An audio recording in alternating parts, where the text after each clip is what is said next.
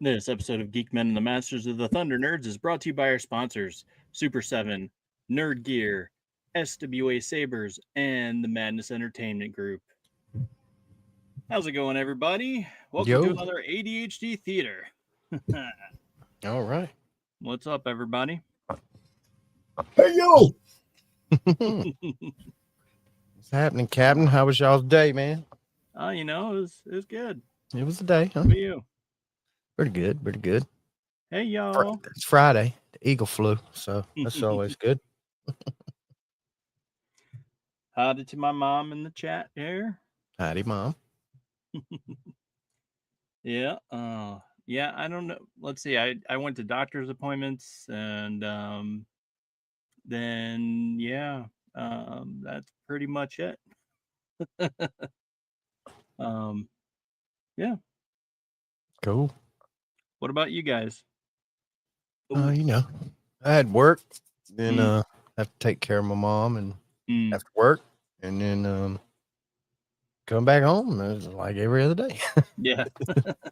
And we over here have basically been repurposing the house, rearranging everything and cleaning and doing all that, Mm-hmm.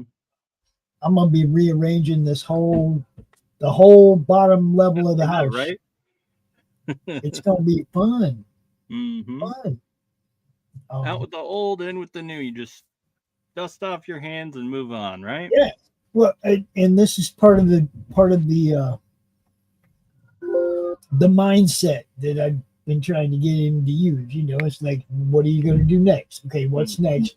We got a lot of shit we can do. What do you want to do next? And we've been just getting shit done. Bang, bang, bang, bang. One thing after another. And you look around the house and see different. So, it's like, get her done. Always right. What's next? Always what's next. No matter what. Always what's next. That's right.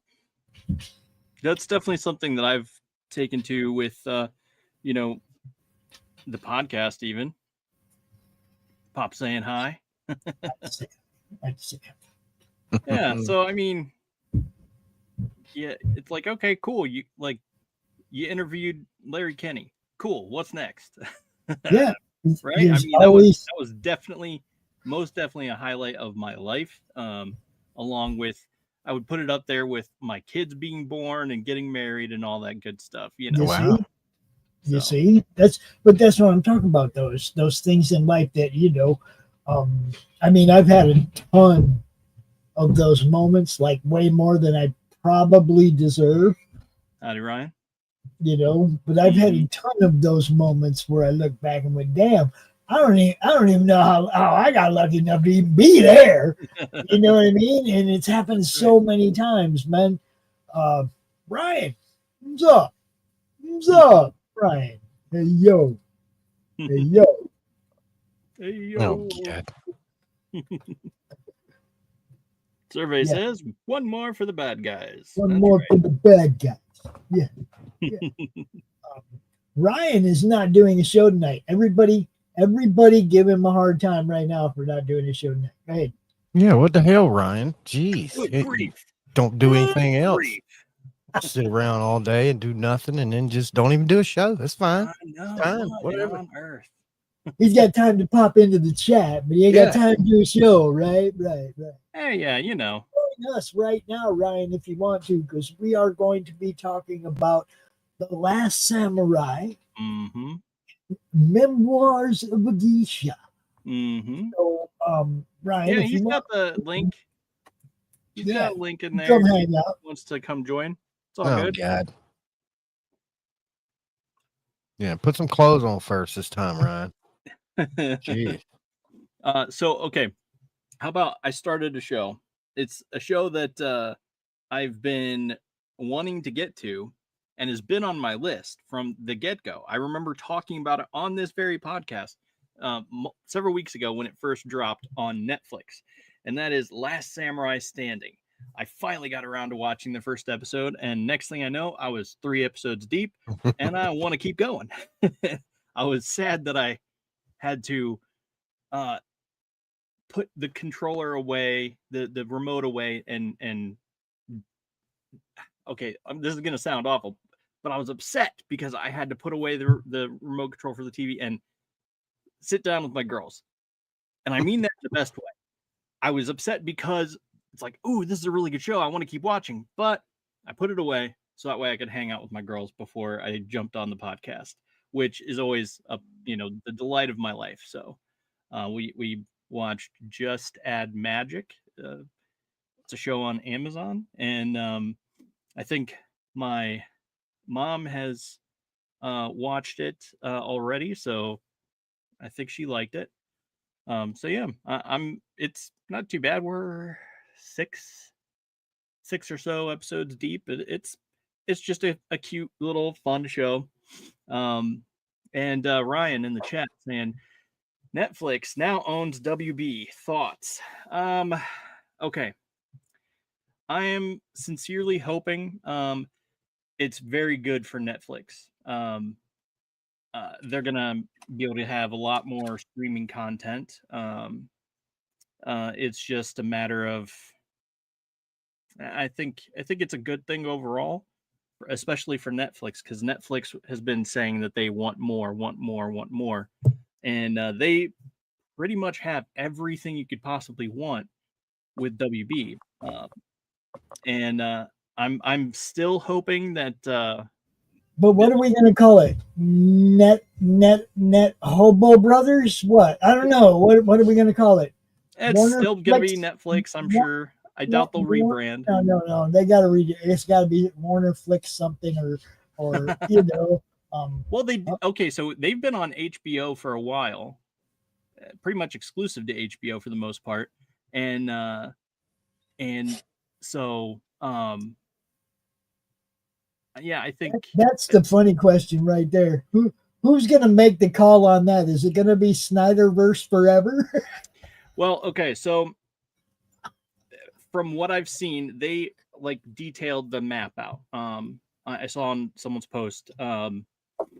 It's something ARRQ, and he's usually pretty up on things as they drop, and like sort of in the know in a way. Even though he says I don't know anything, I'm just speculating. It seems to be the trend, but they posted up all of Warner Brothers assets, and they listed them by item, and sort of giving everyone an overview of what they have now on their plate, and they're all about it. They want more. So one of the things was the DCU Superman film, and so he took that, and this is in his opinion, he took that as, okay, they said it's one of the top grossing films of all time, so they listed that as an asset, and so it implies that they are going to continue with the DCU as it is currently with James Gunn and Peter Safran and all those. They also listed Harry friggin' Potter as another big ticket item. So, and that's also under the Warner Brothers banner. So I take that as you will. I'm still hoping that they will take on that effort, and they'll see the the cries of the fans and things like that Snyderverse is still alive and well in their hearts, and I'm hoping that they will dedicate some of their resources to make those movies happen. I still want to see the Batman movie with Ben Affleck, because that Batman versus Deathstroke is magical. It sounds like a magical script, and I would totally be on board to watch it. So Ben was not my favorite Batman. He is mine. Really? Yes, he is so spot on with everything. Well, okay, so aside from, if we're gonna say live action, it is Ben Affleck. He's the most accurate. He walks the walk, talks the talk. He is absolutely perfection. I know. That's my opinion. No agree, sir. No agree. That's just my opinion. Did you just say Keaton? I am a Michael Keaton when it comes to Batman. Yes. Oh, no. I'm Batman. Yes. No. He was good back then, but it's good in its own perspective. But you're forgetting though. We got Bat Devil. No, I get that. We got Affleck. We got Darefleck. Yeah, and then we got Batfleck. Yeah, and I'll be honest. He was better as Batman than he was as Daredevil, but that's because Daredevil movie sucked.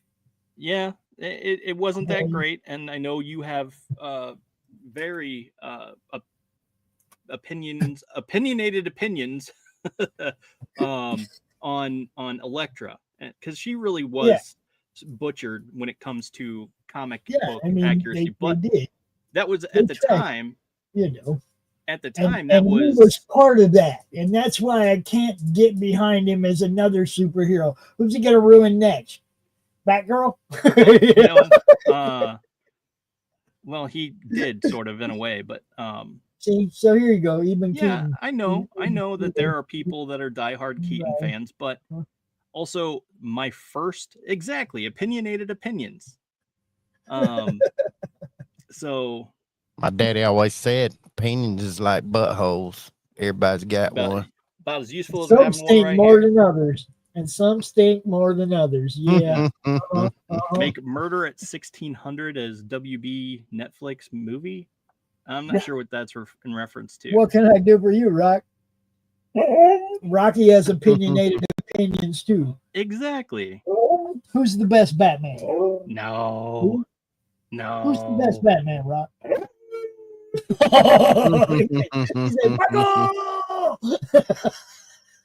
So we have, should WB make a new Fugitive? No, not new. I don't think so. The first movie was fantastic as it is. They tried to do a spin on it off the U.S. Marshals, but again, I don't think that was more reboots. No more reboots.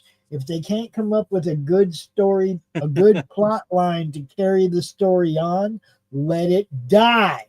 Opinionated Don't try to opinions. do it again and again and again. Just let it die.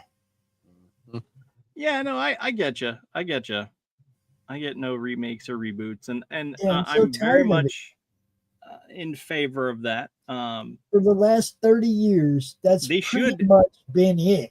Dude. They should just be remaking movies that were bad but had a good premise, and make them better. That's where things can develop, and take this little nugget and then fully develop it, and you'll see you have a better movie. But instead, they take a good movie and they trash it with some crap and some crappy actors and an agendized script, and they ruin what used to be a good movie. Yeah, that's true. Can you see Crow? If they rebooted the Warriors today, New York Gangs? Yeah. Could you see if they rebooted that today, what it would be? Mm-mm. Them guys would have got all got shot in the first 5 minutes. It'd have been over. You can't remake movies, man. You just can't. I mean, Rocky, you cannot go outside right now. Ryan says we need a Monday Night Wars biopic. Biopic. Yeah. Monday Night Wars biopic. Something about the Raw the WWE and WCW rehashing the history of the Monday Night Wars. Ryan, is that what you're trying to do here? Because if you want to host a show like that, I'm 100% down to put it on road. No, he'll just make the show come once or twice and then tell you can't come. Raw versus Nitro. Yes, that is what he's referring to. Yeah. That would be interesting. I mean, I don't really know anything about that kind of stuff. But I could be, oh yeah, tell me about that. What's that about? It would have to be done in a week by week. Yeah. Episodic, because that's how it went down. Yeah. Back in the day when that war went down, it went down every Monday night. I don't know. I kind of think you could take a chunk of story and then break it down in an hour. You're like, okay, so this person was doing this. You had 5 hours of wrestling on Monday night. You had 2 of WCW and then 3 of WWE. And it was a battle of which one was getting the ratings. You see what I'm saying? It was a ratings battle, is definitely what it was. And 5 hours, you can break down the events that happened over those 5 hours into a 1 hour show, but that would be every week. You see what I'm saying? It went on for a couple months. So it would be like, it would be like a couple months of 1 hour shows covering what happened back then. Yeah. Ryan, you put that together, bro. I will figure out some way to join you in that, or find somebody that could join you in that would even be smarter than me. Oh yeah. I just admitted there's people out there smarter than me. Yeah. So more pro wrestling biopics and documentaries. We need those things. Many stories there. Yeah, I hear you. I mean, there's a lot of behind the scenes stuff even that I think is interesting. I know it's not technically, but the wrestler with what's his name? Jeez. The movie? Called The Wrestler? Yeah, the movie called The Wrestler. The Wrestler.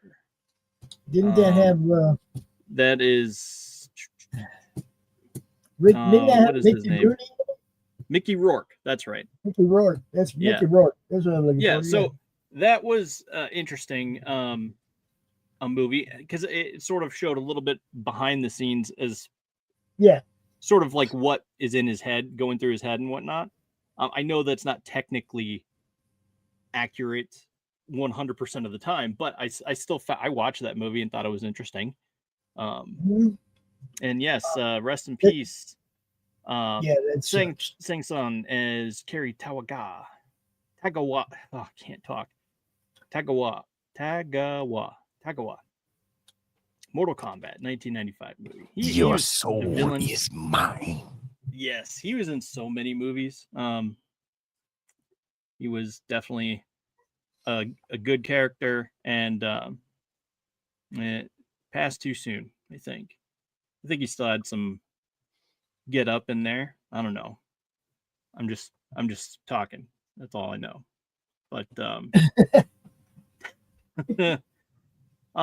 so it was very much again, so watched those 2 movies last week, Last Samurai and Memoirs of a Geisha. And so I was still feeling the call of Edo period Japan and those types of things. So when I was like, you know what, I'm gonna sit down and watch this movie or this show, and I loved it. It was really good. Still again watching our other weekly shows like whatever they are. I don't even know anymore. It's hard to keep track. Yes, I'm just talking. That's all I know. It's another shirt idea. Yeah. I know. It's just what I know. It's just what I do. I that's what I do. I talk and I know things sometimes. I don't know. So my daughter helped me put up the lights up here and over here. They're only halfway done, but that is essentially why I'm sort of somewhat in the dark currently. I only have a desk lamp on and not the bright overhead light that shines down on me. But yes, so we do have another show with Ryan, and we talk Talon Crew, Smallville, and Power Rangers. Talon Crew, join us Sunday at 4 ish, 4 to 6 ish, whenever those episodes wrap up, depending on how long they go. But yeah, fun times. Yeah, but what about you guys? Watching anything new or different? Well, not that I'm watching anything different, but I wanted to show something I got in the mail. Okay. Real quick. You guys know our friend Brett Giuliano, the Dust Bunny Mafia, right? Okay.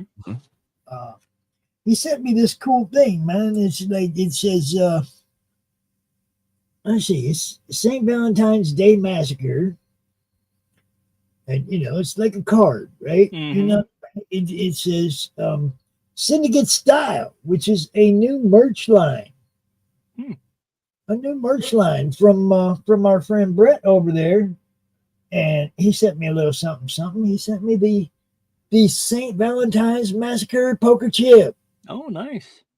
Okay, so Syndicate Style, I'm sure you're going to be able to get hats. It says, dress like a Don.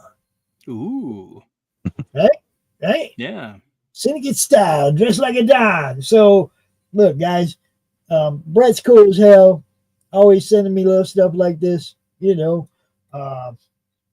So this little sampler was sent. Welcome to the Syndicate. And I'm now part of the Syndicate, yo. I like it. Nice. So it's little stuff like that, man, that make people smile. Get a little laugh. The funniest thing was he put an envelope.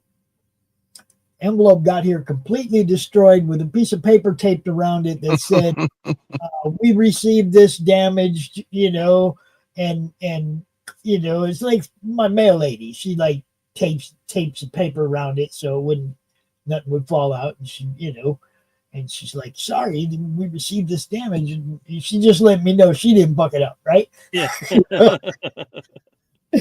But what they did is like, look, when you're sending something that's thick or that will have an edge, when they shoot them envelopes through the reader stamper, if there's something that ain't flat, it'll get caught and it'll just get tore up because 15 more envelopes will go by before they get it pulled out of there, and it'll be trashed. Okay, so whenever you're sending something, even a little keychain, anything that's in an envelope and you think it'll be good, write "please hand stamp" on the envelope. So they stamp it by hand and it doesn't go through the machine and get all tore up. Just little things you should, right? Just little, the more you know, right? Yeah. I didn't think to say "please hand stamp," so that's interesting. Yeah. Yeah, because that poker chip, that's all it was. Just the edge of the poker chip was enough to get caught, and it ripped that freaking envelope to shreds. I'm surprised they could get the address off it. It was messed up. Yeah. But yeah, it all got here. It got here safe. It just, the envelope didn't. Yeah, the envelope was all screwed up. Yeah, the envelope got smashed. It was crazy. But yeah, just a little thing, if it's thick, if it's paper, it'll go through. But if there's anything with an edge that it could catch, yeah, right hand stamp on it. I'll keep that in mind. Yeah. PSAs for the people who ship stuff. Yeah. Yeah, most of the time, everything I ship has to do with the box, so I never have to deal with that. Right. So it's interesting. Yeah, I mean, it's just like, little things. Little things that you find out over time. I found out. I sent some keychains out once a long time ago. And like 3 of the 20 made it without incident. Jeez. And I learned my lesson. I was like, how come that is? And the lady told me, well, you got to put a hand stamp on these things or else they'll still run them through the machine. Wow. Okay. Okay. Good to know. You'd think they'd be smart enough not to put some thick ass dumb shit through the machine, but okay, I'll remind them their job. Hey, real quick, don't do this. Do this instead. Handstand, please. Maybe I should do that. let me remind you your job. Okay, hand stamp this one. Thank you very much. Yeah. Well, so I was just going through some pictures with my grandson. Right, we're looking at old pictures. Pictures like when he was a munchkin, when his dad was a munchkin. Yeah. So I got this picture. I'm holding him. He's about 1.5, 2 years old. He's got a little Jared Allen shirt on, number 69 of the Vikings, right? I'm holding him. And I didn't have the beard. I just had a long mustache. Okay. Right? Long mustache. They come down, Yeah. And he's like, you should go back to that. That looks cool. That fits your personality. I'm like, what the fuck do you know about my personality? You're 12 years old and I hide most of it from you. What do you know about my personality? Oh, man. But, I might have to reconsider the, it was a good look. I'm just saying, Right now I'm still doing the Christmas. Yeah. The Christmas Santa beard has to come out. Yeah. Mine's already in full force, so I got 20 more days. I got 20 more days to see how much more whisker I can get. 20 more days. We'll see how I do. Yeah. Now, if I hadn't had to shave it all off to be Ozzy Claus, be farther along. Yeah. Remember, it was less than a month ago. I shaved it all off completely. So, grow back pretty quick. Yeah. Not too bad. Not too bad. Now, this one's a toss-up. Okay. It depends on the episodes that you guys are covering versus the game that's airing at the time. That's fair. It could go either way, right? You could be airing one of them filler episodes, and I'll be like, football. It could be a really crappy couple teams playing, and I'll be like, talent crew. You see what I'm saying? And I think that one could go either way. But Sunday, 4 o'clock on Pilled exclusively, and then, as well as the Q&A draw stream. Now, look, this week, guys, over there on the Talent Crew, I need you to do a shout out for me on Pilled for Ed's Floaters campaign, which we will be counting down on the rest of the network on the Q&A art stream. Oh, okay. So we're going to be doing Ed's countdown while you guys are doing Talent Crew. So make sure you shout out to the Pilled people to go check out Floaters. It's almost over. That kind of shit. Yeah. I will keep that in mind. I just hope I remember. You'll remember. Because I'll post, everybody will be posting shit. Everybody know it's just, you guys will be the only ones on Pilled at the time. Mm-hmm. So, just drop a link over there. Go look at that real quick. Then come back. Go look at that real quick. Come back. We'll even wait for you. We'll sit right here. Oh, yeah. Now, I don't know if you guys saw that Carrie dropped a little video today. No, I didn't see that. I'll be right back. Gotta let my dog out. All right. It's a dedication to Isaac. It's a video dedicated to Isaac. Nice. She unboxed and showed off the Ozzy book that Isaac signed for her. That's cool. Yeah, it was the first book he'd ever signed, and she's over, over there in the UK. She got it. And she cracked it open. And she did a video for him, and then made sure that, I showed it to him, and then I showed it to his mom. His mom's like, "I love this. This is so cool," So it's great when your family supports what you're doing. Mm-hmm. That's always good. The kids all need that kind of support from us, man. Yeah. They find something that they're fucking talented at, or they find something that they want to do. Mm-hmm. Don't discourage them, man. Yeah. Scrape up every dime you got to make sure that they're doing the thing that they want to do. Yeah.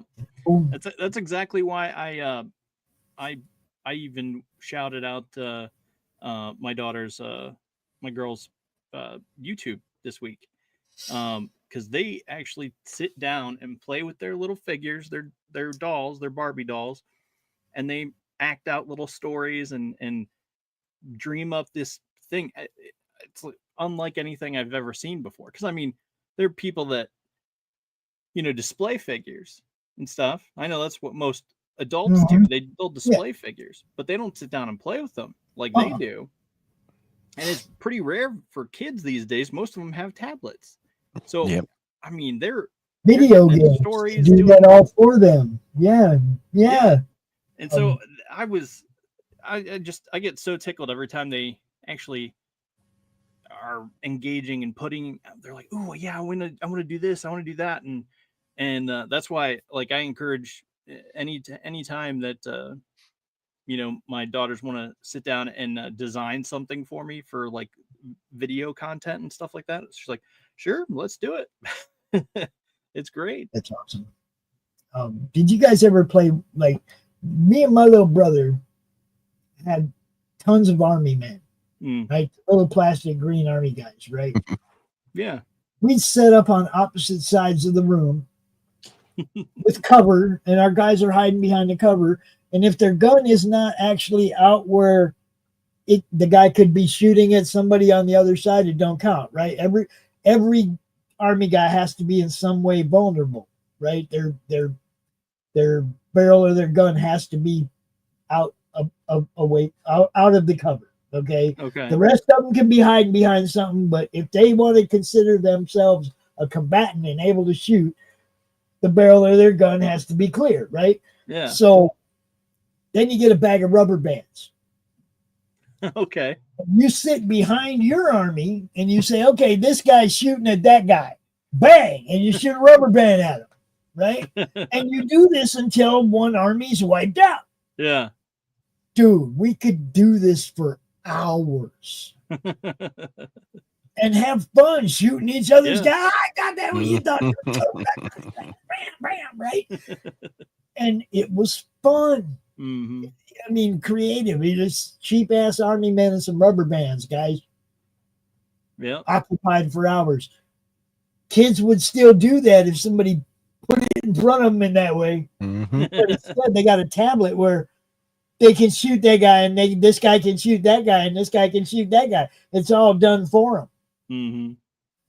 The tablet down, give them a bag of rubber bands, some army men. Yeah, we used to do the G.I. Joes, like G.I. Joes and Barbie dolls and stuff. And we'd, be out in the yard, and the G.I. Joe men would have to rescue the Barbie doll from the, dirt monster. Did you make did you make the homemade parachutes and throw them up as high as you could? Oh, yeah. Yeah. Did all that shit, right? I used to get in trouble, though, with my mom big time because G.I. Joe had this problem with Ken. Right? Oh, okay. He would go into my sister's room. He'd drive his little Jeep off of my sister's room. He'd punch Ken out on the porch of the fucking Barbie funhouse, and he'd take Barbie and drive away in his Jeep. Yeah, and my mom would find Barbie over here in my room in G.I. Joe's Jeep, and Ken would have a black eye. And my mom would get so pissed off, dude. Because I do it. I go in there with a pen and I draw a little black eye on fucking Ken, and I drop him on the porch, and I take Barbie and put her in G.I. Joe's Jeep in my room, right? Just to piss my sisters off. Oh my God. It pissed my mom off more than it pissed my sisters off. But they go snitch me out, mom would get mad. Holy crap. I used to do that about once a month. Man, Barbie just gets snatched. She wants to go hang out with G.I. Joe. She don't want to hang out with that little soft ass. Yeah.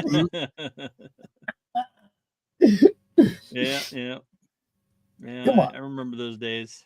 I used to play that a lot. Ken looks like the tennis guy, right?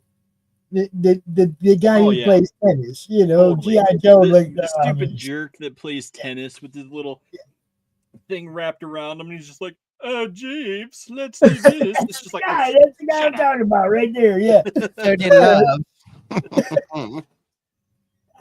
Oh, yeah. No, I was more like, nah, I'm combat. Yep. I'm going to drop in and rescue this girl. Yep. And yeah, we'd even like dress up like the GI Joes. You know, we'd be like ourselves would be GI Joe. You know, but we'd have the little tanks and trucks and stuff that went along with it. It was great. It was great. Yeah, So, good times. Build like Lego forts for them and stuff. There were ways to have fun way before the tablets and the video games and all that. Favorite toy of all time: Evel Knievel Stunt Cycle. Yeah, my Hands buddy Kurt down. agrees with you there. Hands down. Says the same you could thing. do so much with that thing, man. Yeah, jump it off of anything and it just keeps going. And it survived. It would get crushed and it just come back for the next one, man. It's like it was one of the best built toys.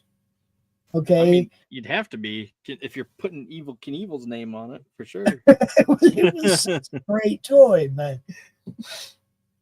I don't know. Yeah. I mean, even again, mom getting pissed off because I'm up on the roof, jumping Evel Knievel off the roof onto the car. You know, I mean, it's like, Evel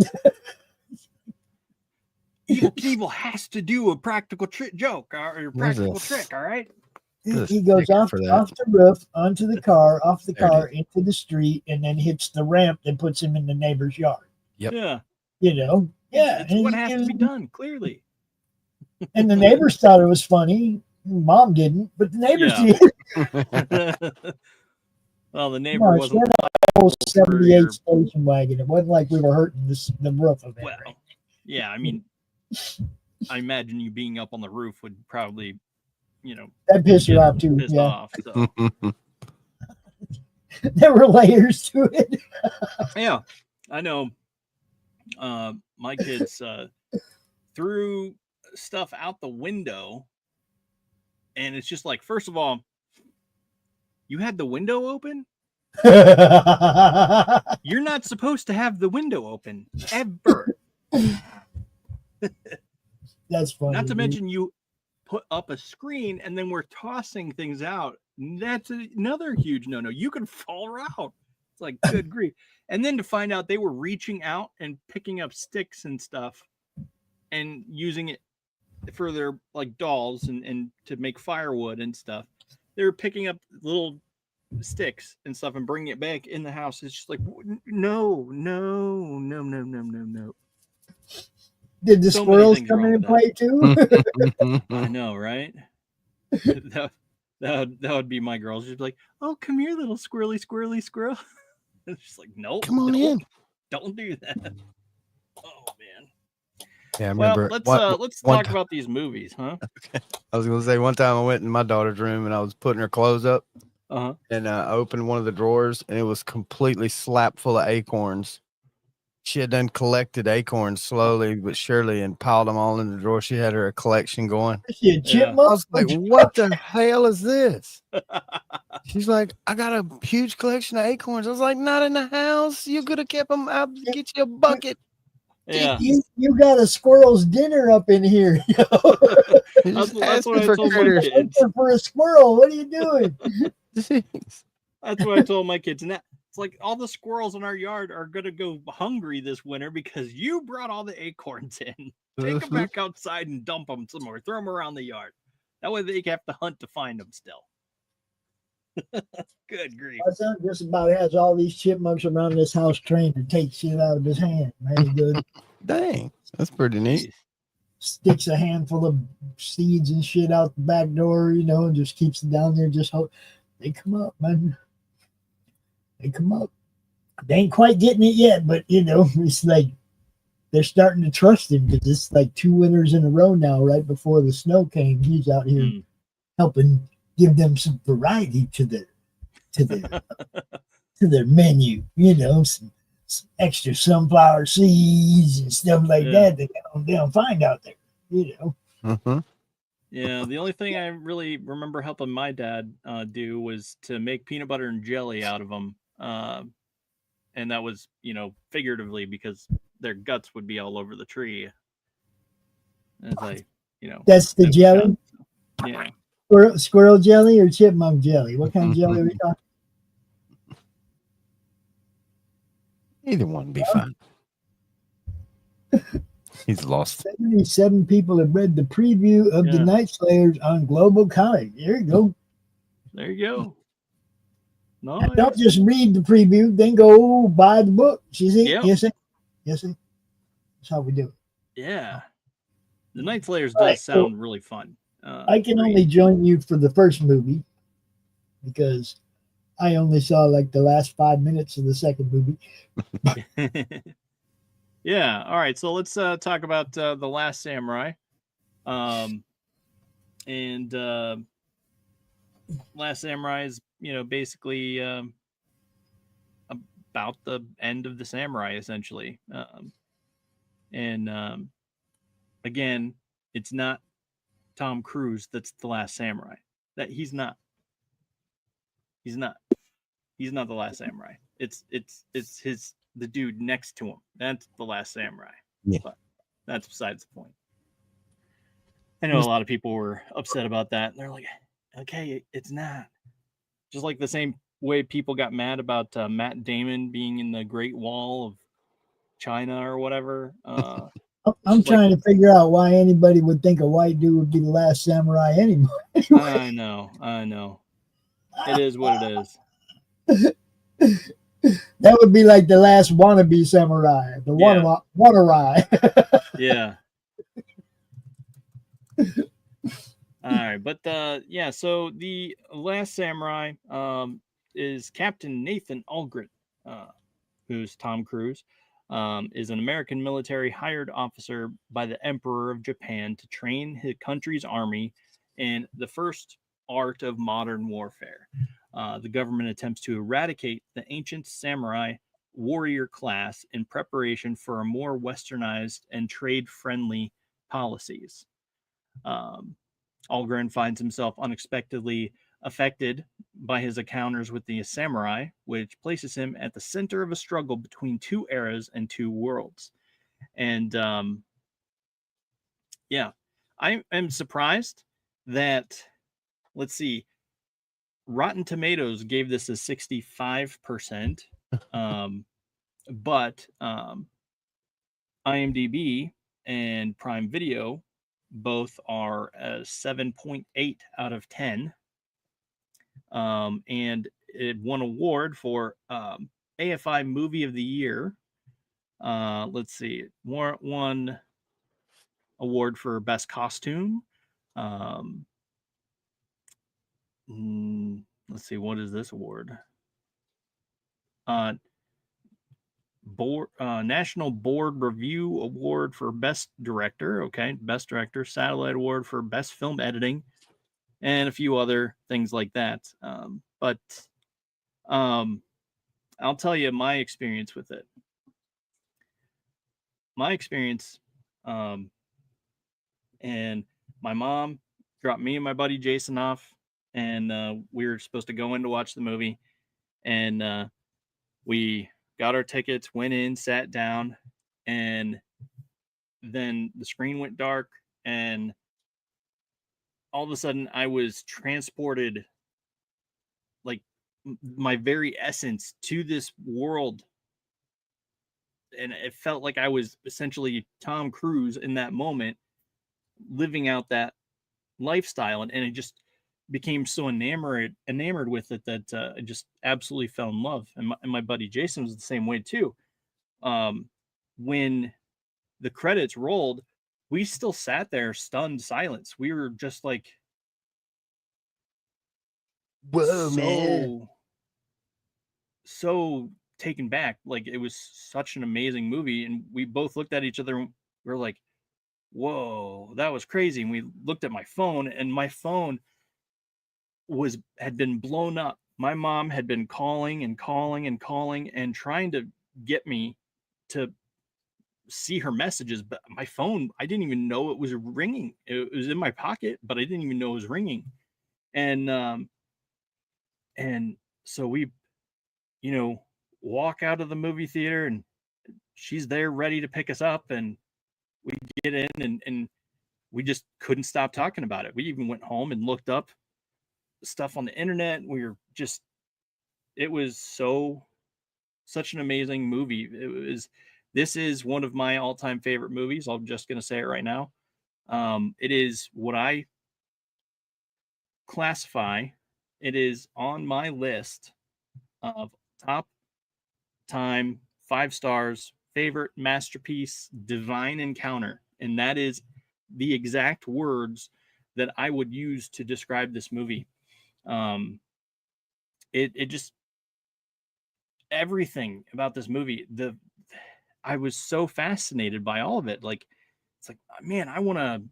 My dad had worked on knife making and stuff like that, so he did that, and so I was like wanting to use some of that knowledge and try to adapt. And I wanted to make my own forge and make swords and all of that stuff. And it's like, man, I was looking up how to get kimonos, and it was just like it was like it became like my identity in essence, because it's like, man, that's like practically a Jedi. And again, I was obsessed with Star Wars, so it's like everything I wanted to be was like this Edo / Japanese / Jedi, very monk-like clothing, and that's just where I wanted to be in that moment. And it was just an amazing movie. And, do you have a samurai costume? I bet you do. No, I don't. But I do remember I had a Jedi cloak that my aunt's mom made me, and she she's this sweet old woman. She says, "Is he a part of the KKK or something?" And I'm just like, "No, those are white robes." Like, and mine was all black, so she thought I was some sort of weird, KKK person. But no, it wasn't. It was just it's a Jedi costume. We had to explain that to her. And but yeah, so she made that for me, and I remember on laundry day, I would do all my laundry at once, and I would bundle up in my Jedi cloak and wear a belt. So it was sort of already and that would be all I was wearing. So I wore this thing, and it was just like already a kimono type style thing, and I would just wear a belt and the kimono, and then, well, it was actually a Jedi robe, and then I would do all my laundry at the same time. Whites, darks, underwear, all that stuff. Jedi clothes washing. You would be clean by the Force. Right, exactly. So it was just, I remember doing that, and there was so much about the movie that I just absolutely loved. And I know I was dating this girl at the time, and it became a thing, and we would say, "Oh yeah, that was so cool," when we would just say, "Throw, stab, bleed," and that was like, she had said that, and we all laughed about it, because when Tom Cruise is standing off against that dude who's a complete and total, jackass, pardon my French, but he's just like, "You will do this, you will do that, blah blah blah blah," and he's like, "Well, just remember this, I'd gladly kill you for free." That guy, as he's riding into battle, he's just like, "Throw, stab, bleed," and that became like, we would all say that and just laugh and laugh and laugh. I know it's not that funny, but still, at the time, we were teenagers and thought it was hilarious. And it was such a movie experience, and it was something I'll never forget. So anyway, next. what did you guys think of it? I thought it was good. Even the first time I seen it, far from my favorite, but it's probably one of my favorite, like, samurai type movies. There's not many samurai movies, I don't think, actual like accurate depiction of what samurais really were. Yeah. So yeah, I liked it. Well, and even modern, more modern type movies, because it is hard to sit down and watch a Seven Samurai type, or 47 Ronin, those old movies. It can be hard to watch those, especially if you've never seen them before, or I know I haven't even seen all of them. I've seen some of them, but I've made it a point to go back and watch them later, now that I post Last Samurai, so to speak. But yeah, so it can be hard to watch those types of things. But that was the thing that I enjoyed so much about Last Samurai. What did you think of it, Pops? Oh, well, it's a good movie. I mean, I'm not the Tom Cruise fan. Everybody knows it. Not a Tom Cruise fan at all. Yeah. You won points with my mom with in that aspect. By saying that you're not a fan of Tom Cruise. You won points in her book, I'm sure. He's always been too small for the role he's playing. Yep. Yeah. Well, this is the first time that he fits in. Exactly. Little Asian guys. It's the first time that he fits in. It actually looks like he belongs there. Yeah, he's the tall guy in this movie. Exactly. But I mean, Hiro Sanada is well still put together. The battle scenes are cool. Exactly. Well choreographed. They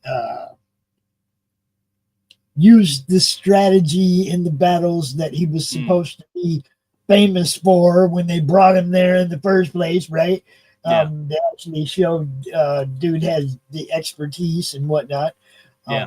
It was well-made. He talked about historical battles too. Yeah, and I mean, it was a well-made movie. It was funny how he talked about the Greeks. Yeah. Like, Battle of Thermopylae. Greeks did a little better than you guys did, but you did all right. Oh yeah, they did. They also didn't. They had. It was a lot harder. The funniest part to me out of this whole thing, though, the cannons, the big guns. Those things are worthless if you get close to them. Yeah. Okay, they're worthless if you run at them. Okay, they can't change the range fast enough to keep up with you, and eventually you're on them. You just run at them. Okay, the cannons was a kind of a I'm sure in ancient Japan they were a non-issue in any actual war. Yeah. Unless you totally caught somebody's campsite sleeping and you blasted the hell out of them while they were all in their beds, They did that in Shogun. But other than that, a big gun's no good unless you're a long ways away. Mm-hmm. And all you gotta do is just charge. Charge it, but they're trying to they're getting closer. They're trying to change the range on it and shoot again. Oh, they're already closer. And now you're on them when you're kicking their ass. Yeah, I think if there had been more horses, they could have rode up on horses even faster, you'd be on them. Well, yeah, I mean, you'd still probably get they had a crap ton of cannons. It's not that easy to change. Like okay, you're shooting at something that's 200 yards away and it's coming toward you, and you have to keep reducing the range and trying to be ahead of them when you shoot so that you hit them so the cannonball lands where it's going to be. You know how hard that is for something that's coming at you? Yeah. I mean, it's really hard, right? And eventually you just get too close and the weapon's worthless. Yeah. But then and then you're fighting hand to hand. You're not shooting a cannon anymore. Yeah. So even in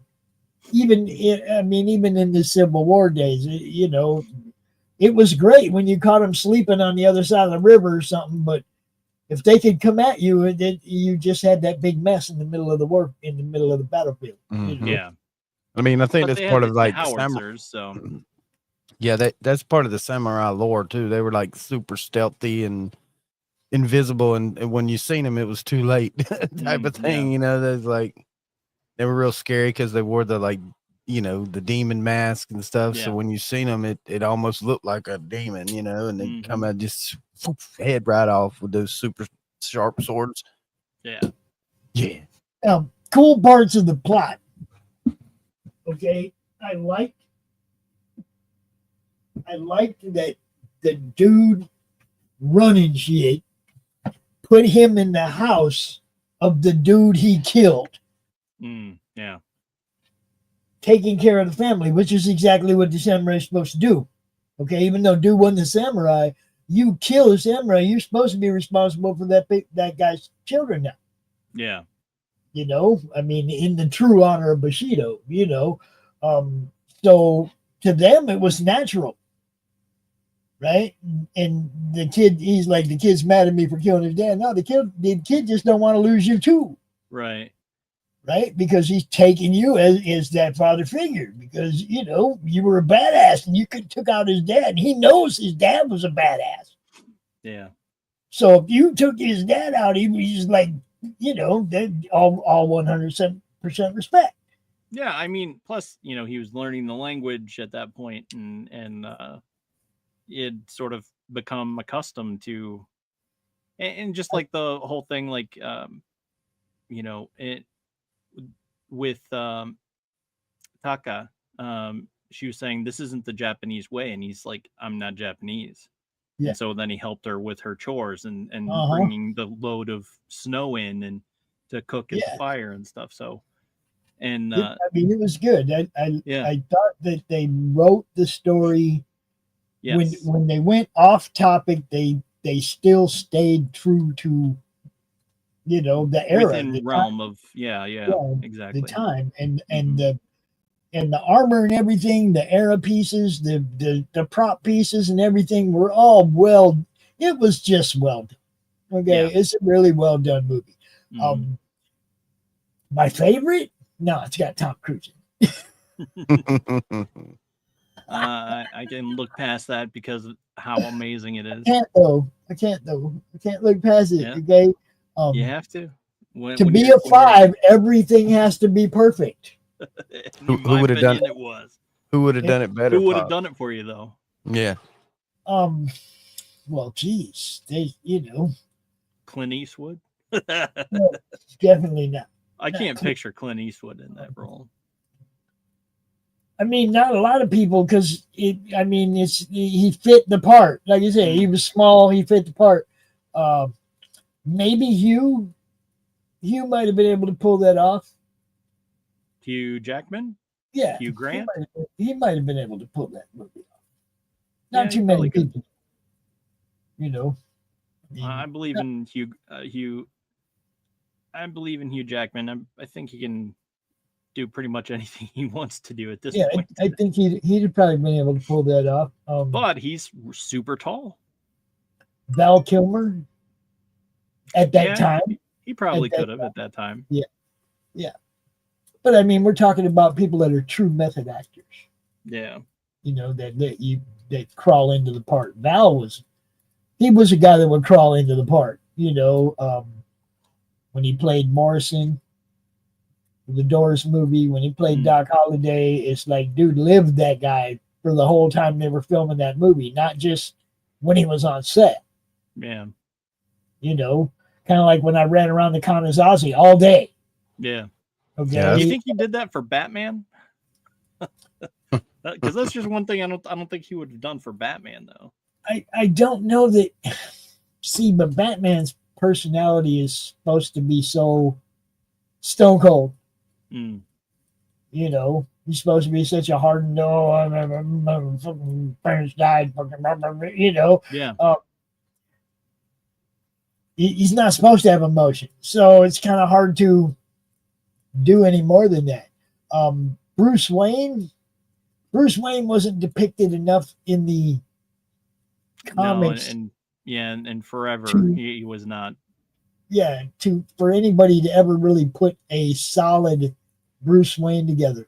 I liked Keaton's smooth, get the girl as Bruce Wayne type thing, and that's kind of why I like Keaton the best, because I think he pulled the Bruce Wayne thing off. Yeah, I think Adam West did a Christian good job Bale as being did the Well, best. I mean, Adam West, though, that's the king. That's where everybody sits there. Just like all the Jokers, everybody talks about Heath, but without Cesar, there is no Joker. That dude made, he's the one that did it first. He had the maniacal laugh, and Jack tried to give him, tried to homage Cesar really well, and he did. He went crazy with it. Heath was more of a today Joker. Yeah, exactly. He wasn't laughing. He was killing motherfuckers. Want to know how just I got straight these up. scars? Why so serious? Exactly. Yeah, I mean, but Cesar, that guy, It's gone.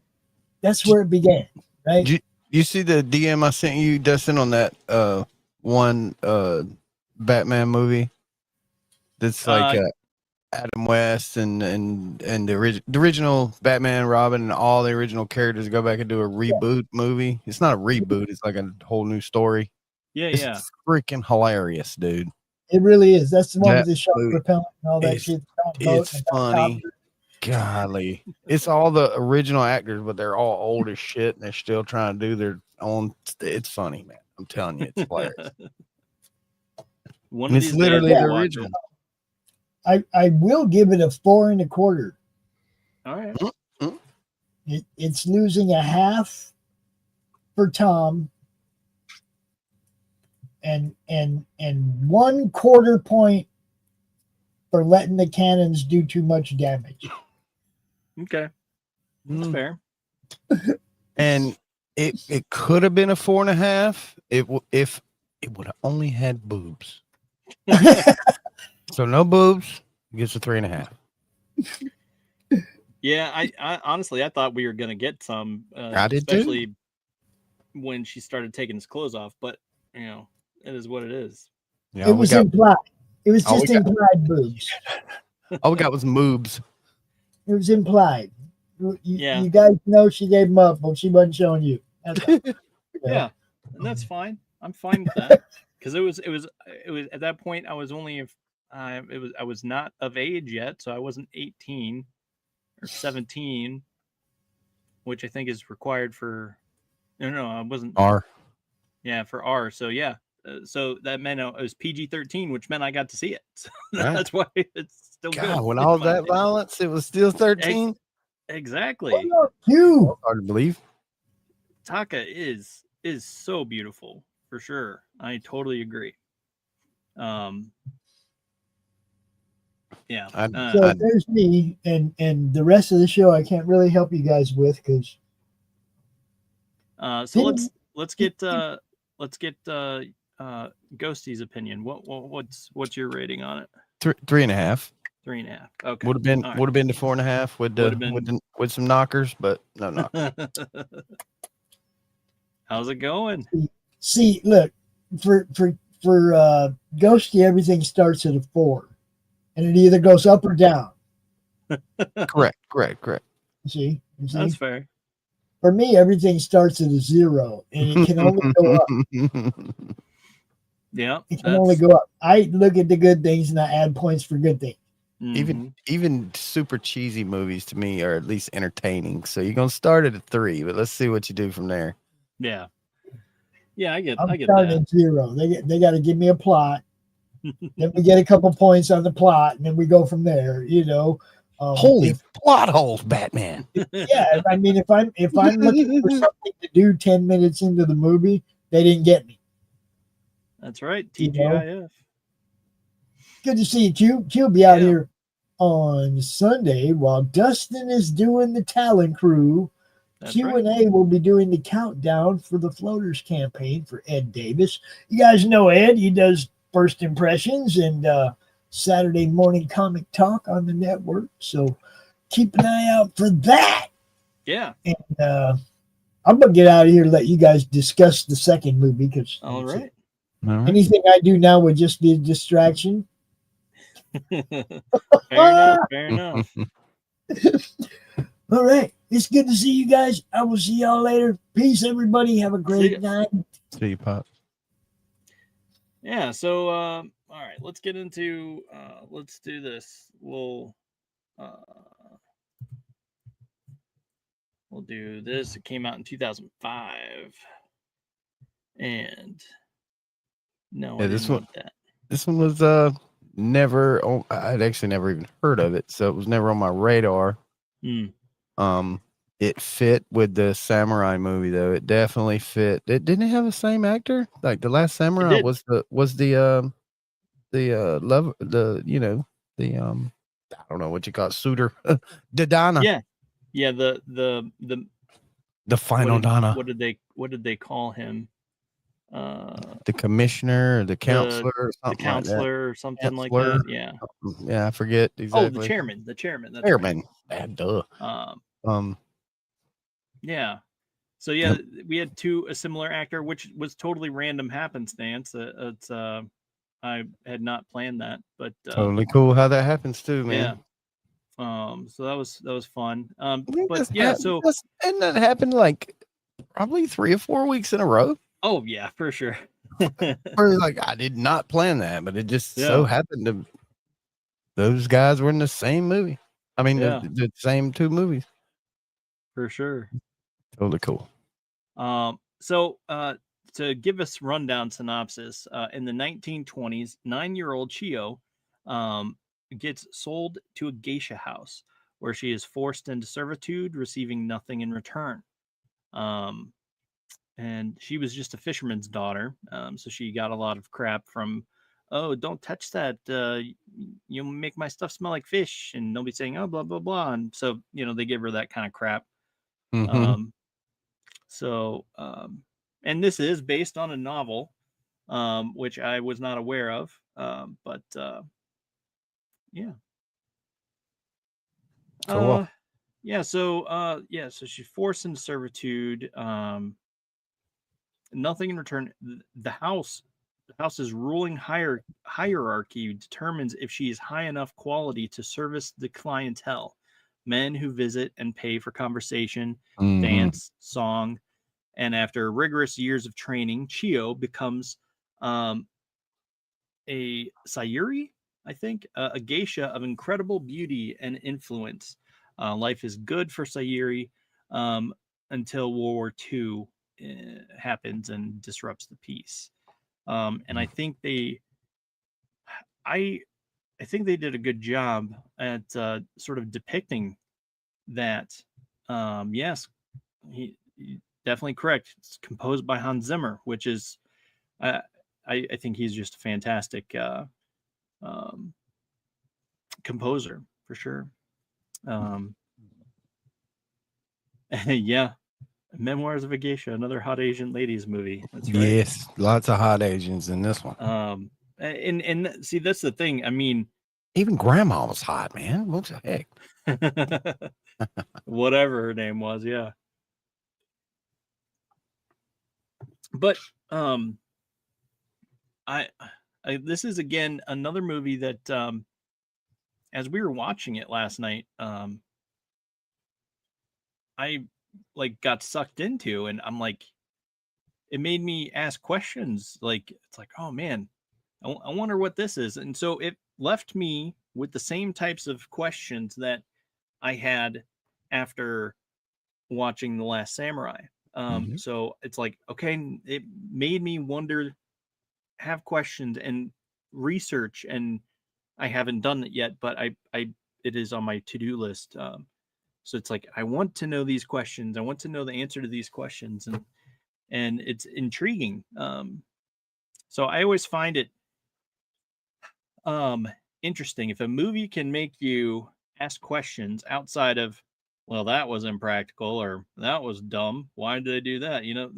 If it can make me want to research and learn more about history and things like that, is something that I think is good, in my opinion. Racks up stars at that point, huh? Yeah, for sure. Yeah. This actually got a lot better in some cases. On Rotten Tomatoes, it got 35%. but on IMDb and Letterboxd, no, IMDb got a 7.3 out of 10. Letterboxd, I got a 3.5 out of 5. So that's probably, higher in that opinion. In that, but I thought it was extremely fascinating, like how they sort of, all the hoops they made her jump through, and how like the two were like at war in essence. It was just but it's also that sort of lady kind of war, where they sort of backstab and do things on purpose to hurt another person. Yep, spread rumors and plant stuff, but they're still so polite, and I would never do something. I root for you, and all this stuff. So it's sort of disingenuous type behavior, but which I found interesting, and it is absolutely tragic. What this person had to endure. But as we saw through the movie, I mean, her parents died, and then she was sold, and all that. And Mako was in this movie, another awesome actor, and who has sadly passed away since. But yeah, he was the uncle that ended up selling her to the geisha house. Both of them went to a different geisha house, and which I think that's pretty crazy. And yeah, it is. I don't know. I mean, do you have anything to say about it? Yeah, I mean, it. So I knew nothing about what geisha or any of this stuff, so it was kind of a fun, entertaining experience to learn what it actually is. And the whole time you're kind of thinking like what it really is in the long run, but it's not really like that. It's not, they're not training whores. They're actually training them to entertain. Yeah.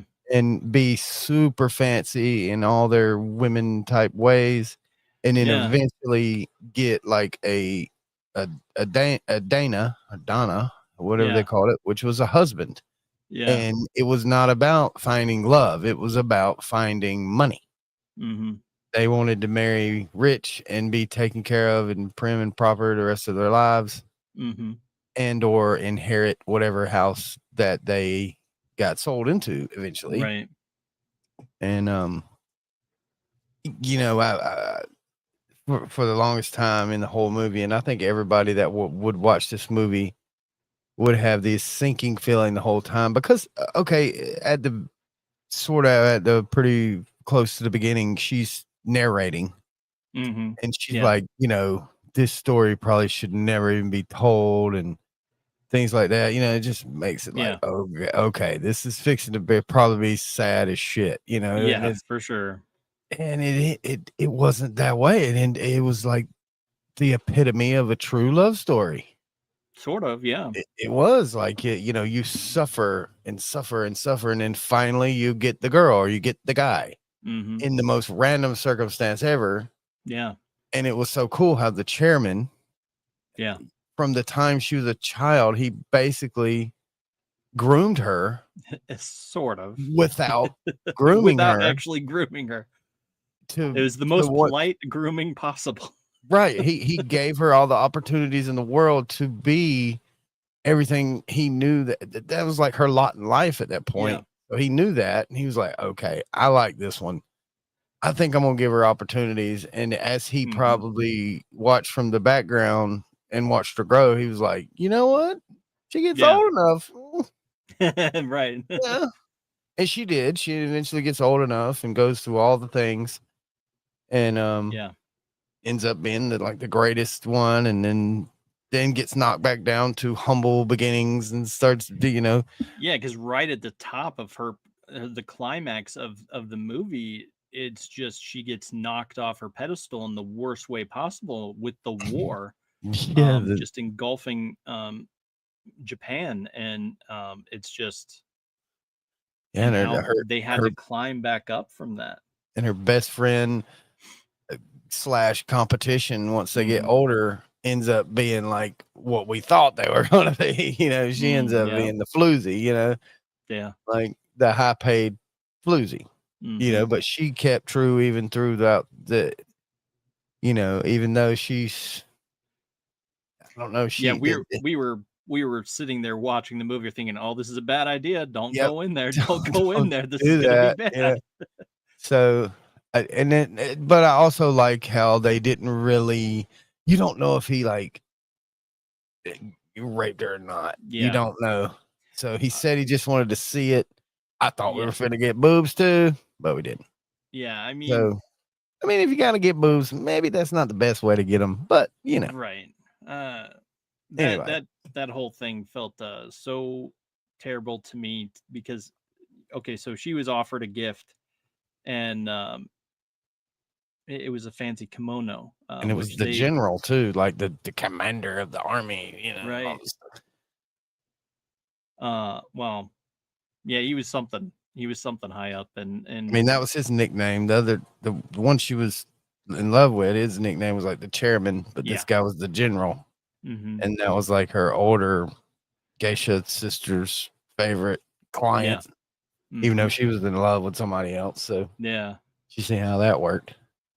Yeah, and he, you know, he basically lures her into this real fancy house with these real fancy kimonos and stuff, and tells her she can have this kimono, but then he starts snatching her clothes off. Yeah, and like, whoa. She was freaking out, like, no. I think nothing she could do because she's a little dainty, you know, fancy little thing, and he's like this army general. There's nothing she could do.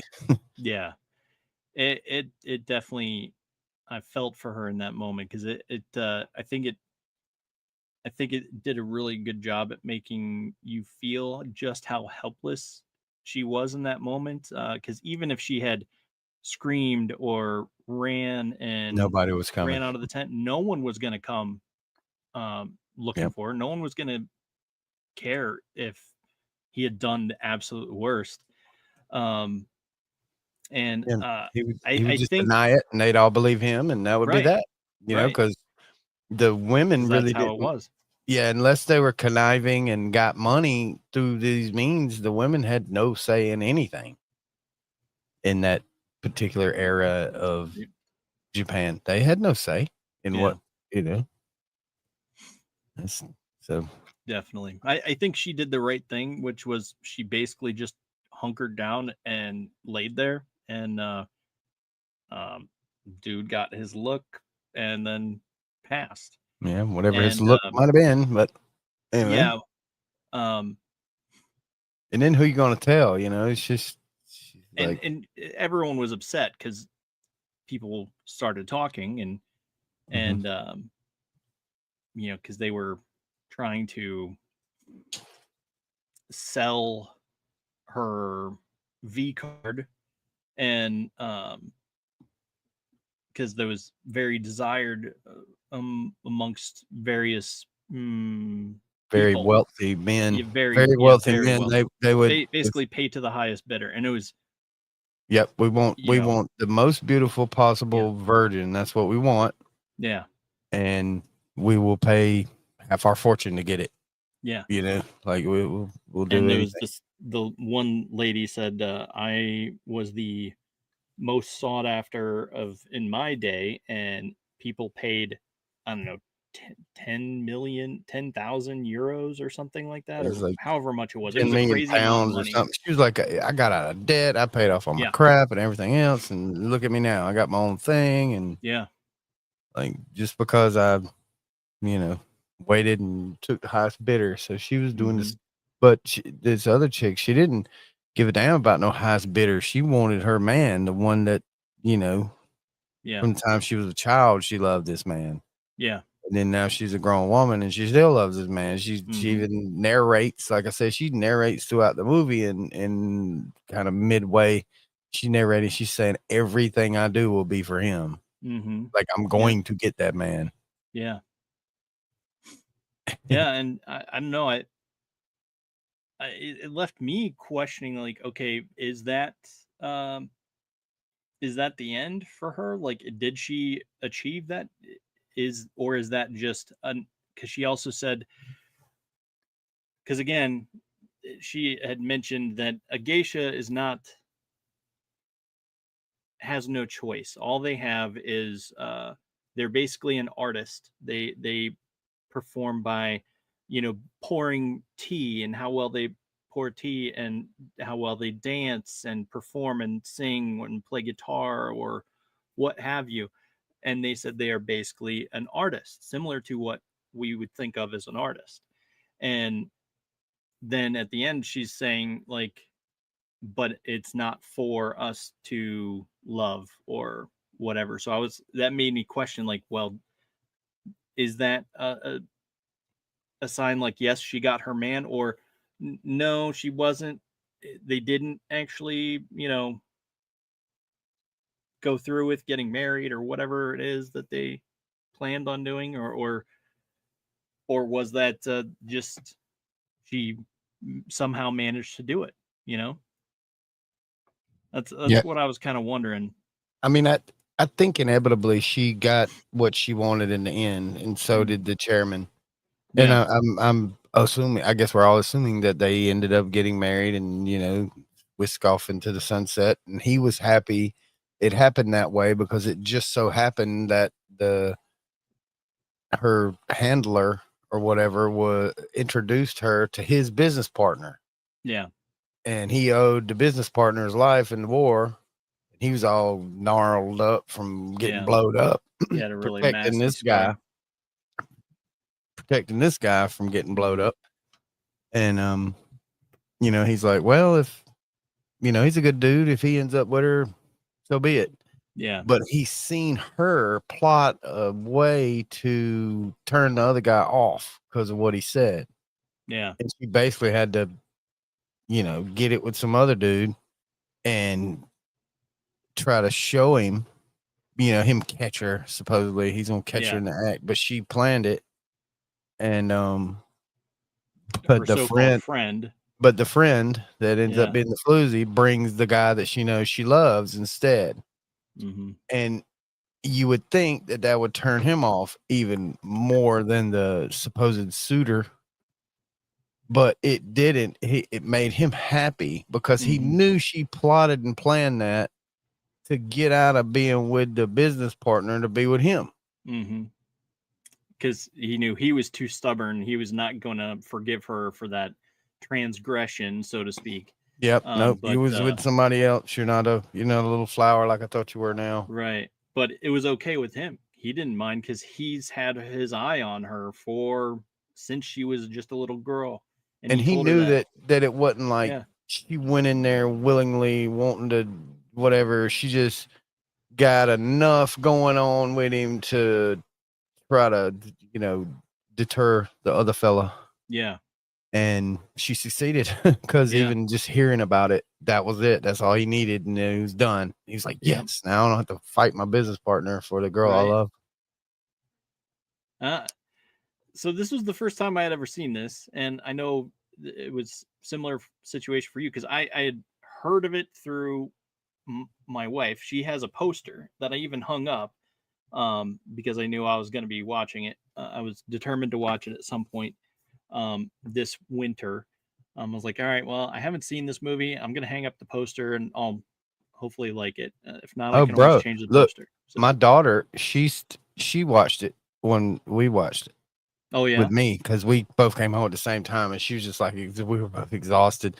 So she just plops on the couch right here, and she could see the big screen of my my computer. Mm-hmm. And so I would like mute. That's why I didn't say much, because I would mute, and then I would turn the big screen up to where she could watch it. Okay. And she knew all about what geisha was, and I have seen the depiction of what the geisha are, the white face with the fancy kimono and the hair dressings and stuff. But I just thought that was the way Japanese women were. I didn't know that was like a certain type of Japanese woman. Right. And which is still, it's something that is not breaking my brain, but it's causing confusion for me. So it's like that's Yeah. another thing I wanted to actually do research on it and look It's up. so cool learning about cultures of different things like that are not necessarily just.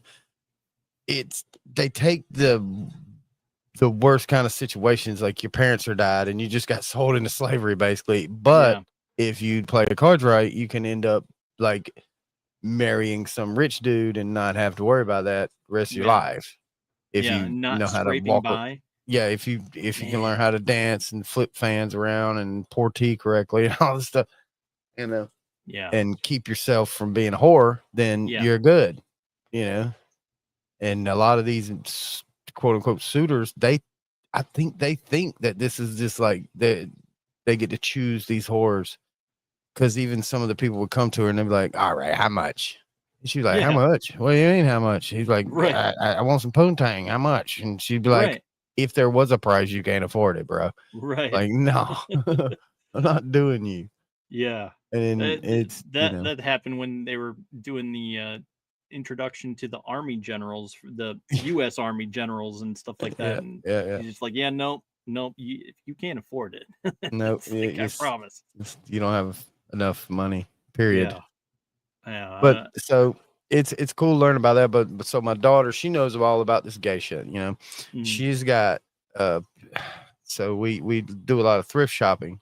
And I remember it was a couple months back, and we were we had actually I got a couple of like concert posters where I've been to concerts, and she likes to do the caricature things when we go to places like fairs and things. She loves doing that. She's like, look, I'll spend my money for one, Dad. Let's go sit down and do it. I'm like, no, I'll pay for it, And so we were looking for picture frames. We didn't care what the picture in the frame was. We just wanted the frame for $5. You know what I mean? Because you can find some pretty cool frames at places like Goodwill and things like that. It was just, you throw the picture away and you don't want that. You just want the frame for your crap. Right.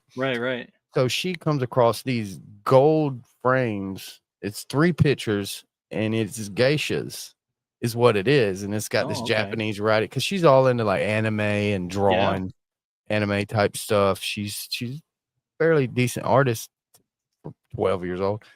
And so she's got these hanging in a room, and I thought it was just kind of a girly thing, but and she's like, yeah, the pictures I have on my wall, those are geishas. That's the way they do it. I'm like, what the? How you know? What the hell?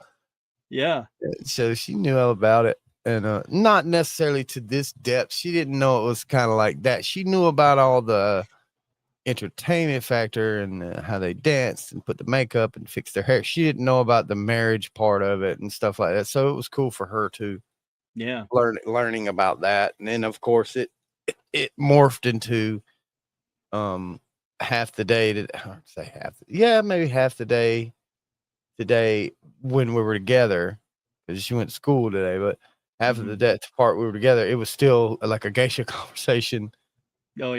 Like springs on. She's like, I didn't know this and that. And so we start talking, and we're riding back home from school, and she's like looking up stuff on her phone.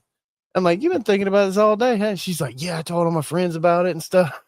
That's cool. Because there's nothing in the movie that really a couple of 12-year-old girls couldn't sit down and watch. I mean, there's a couple of things that, but like, it's so brief. It's brief, and it don't really show it. It implies it mostly. Exactly. So they're at that point to where they can kind of get, when he's like, when the dude starts ripping her clothes off, they're, little girls like, sort of kind of necking in the beginning. Like, yeah, baby, if you dude like that, always kick him in the balls, You know what I'm saying? And you could be the dad in that situation. But I did, there's nothing in that movie that's really, that she couldn't watch. I don't think. That's what my daughter was just talking about that today. She's like, oh, well, when can I see that movie? Because I told her, I was like, well, it's a geisha is essentially like an artist, because I just basically said what she said in the movie, and she's like, oh, I want to see it. I'm like, well, maybe we'll see it soon. I'm sure. Well, like I said, my daughter, she loved it, and it's one of those things where she already kind of knew about the lore, and I've never even heard of it. I didn't know it was a thing, you know. Yeah. But like I said, I've seen it before. I've seen it in movies and Mm-hmm. and on pictures and stuff of the white face with the red lip, the little dot red Yeah. lip, Japanese woman, the funky looking shoes and the weird kimono tied all in the back. I've seen many of those, but Yeah. I didn't know it was a particular type of Japanese woman, you know, Yeah. or a lifestyle choice for a Japanese woman. Maybe not a choice, because most of them didn't have no choice. Yeah, that's But a probably lifestyle true. path for Mm-hmm. some of these Japanese women. And that's the part that she didn't know either. Yeah. You know, she Because knew it what it very seemed wasn't. like you either live a poor path where you have to scrape and fight for every dollar or yen that you get in life, Yeah. or maybe you become rich and a pop star, just like today. Or in that setting, it's find a man to take care of you for the rest of your life. It's just And like see, that. according to my daughter, they still have geisha nowadays, but it's nothing like, you know, you get sold Right. into slavery and things like Right. that. It's more like the parents choose to. It would be the equivalent of us sending our daughters to like some kind of finishing school. Mm-hmm. And then they get a promise, like if you finishing school with certain kind of marks, then you would be like guaranteed a meeting with a bunch of rich men. And if one of these rich men likes you enough, he might ask you out on a date or something. It Yeah. would be the equivalent of that versus back in the day, you know, 20s or whatever, where you sold to slavery and then you get lucky, maybe. Right. You know? So anyway, it's a lot more modernized nowadays, and you know, with better makeups and even better kimonos, you know. So yeah. And Pop says there were also geishas that were assassins. Their job was to get close to someone who needed off. Yep. Yeah. My daughter's she come bring him in this anime book, and of course it's written all in Japanese, but she just likes the art. But she has went on the internet and found somebody reading the book that in English, and they're just flipping through the pages and they're reading it, but they're not reading it in Japanese, they're reading it in English. So she knows what it says. And in this particular book, one of the geishas is the assassin. She's like helping the bad guy, and she's the assassin, but she's just like this dainty little this and that, but she's got freaking needles in her hair. You know what I'm saying? She just right in your neck, and you're done, bro. You're through. I You're not going was to waiting survive. to see if they were going to do that, because they even sort of did that a little bit in the movie, because I thought for sure she was going to stab that chick in the eye when they were fighting.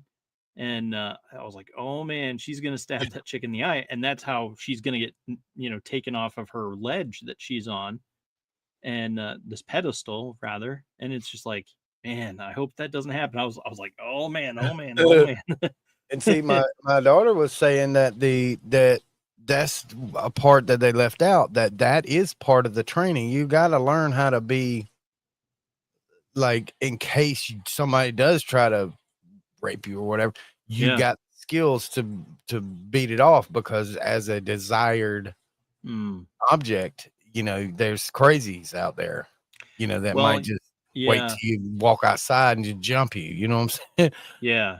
That's probably So they because had to learn some of the tactics, some of the quote unquote samurai type tactics to be able to hide the knife with nobody knowing. And if somebody grabs you, you got, you know, and that's it.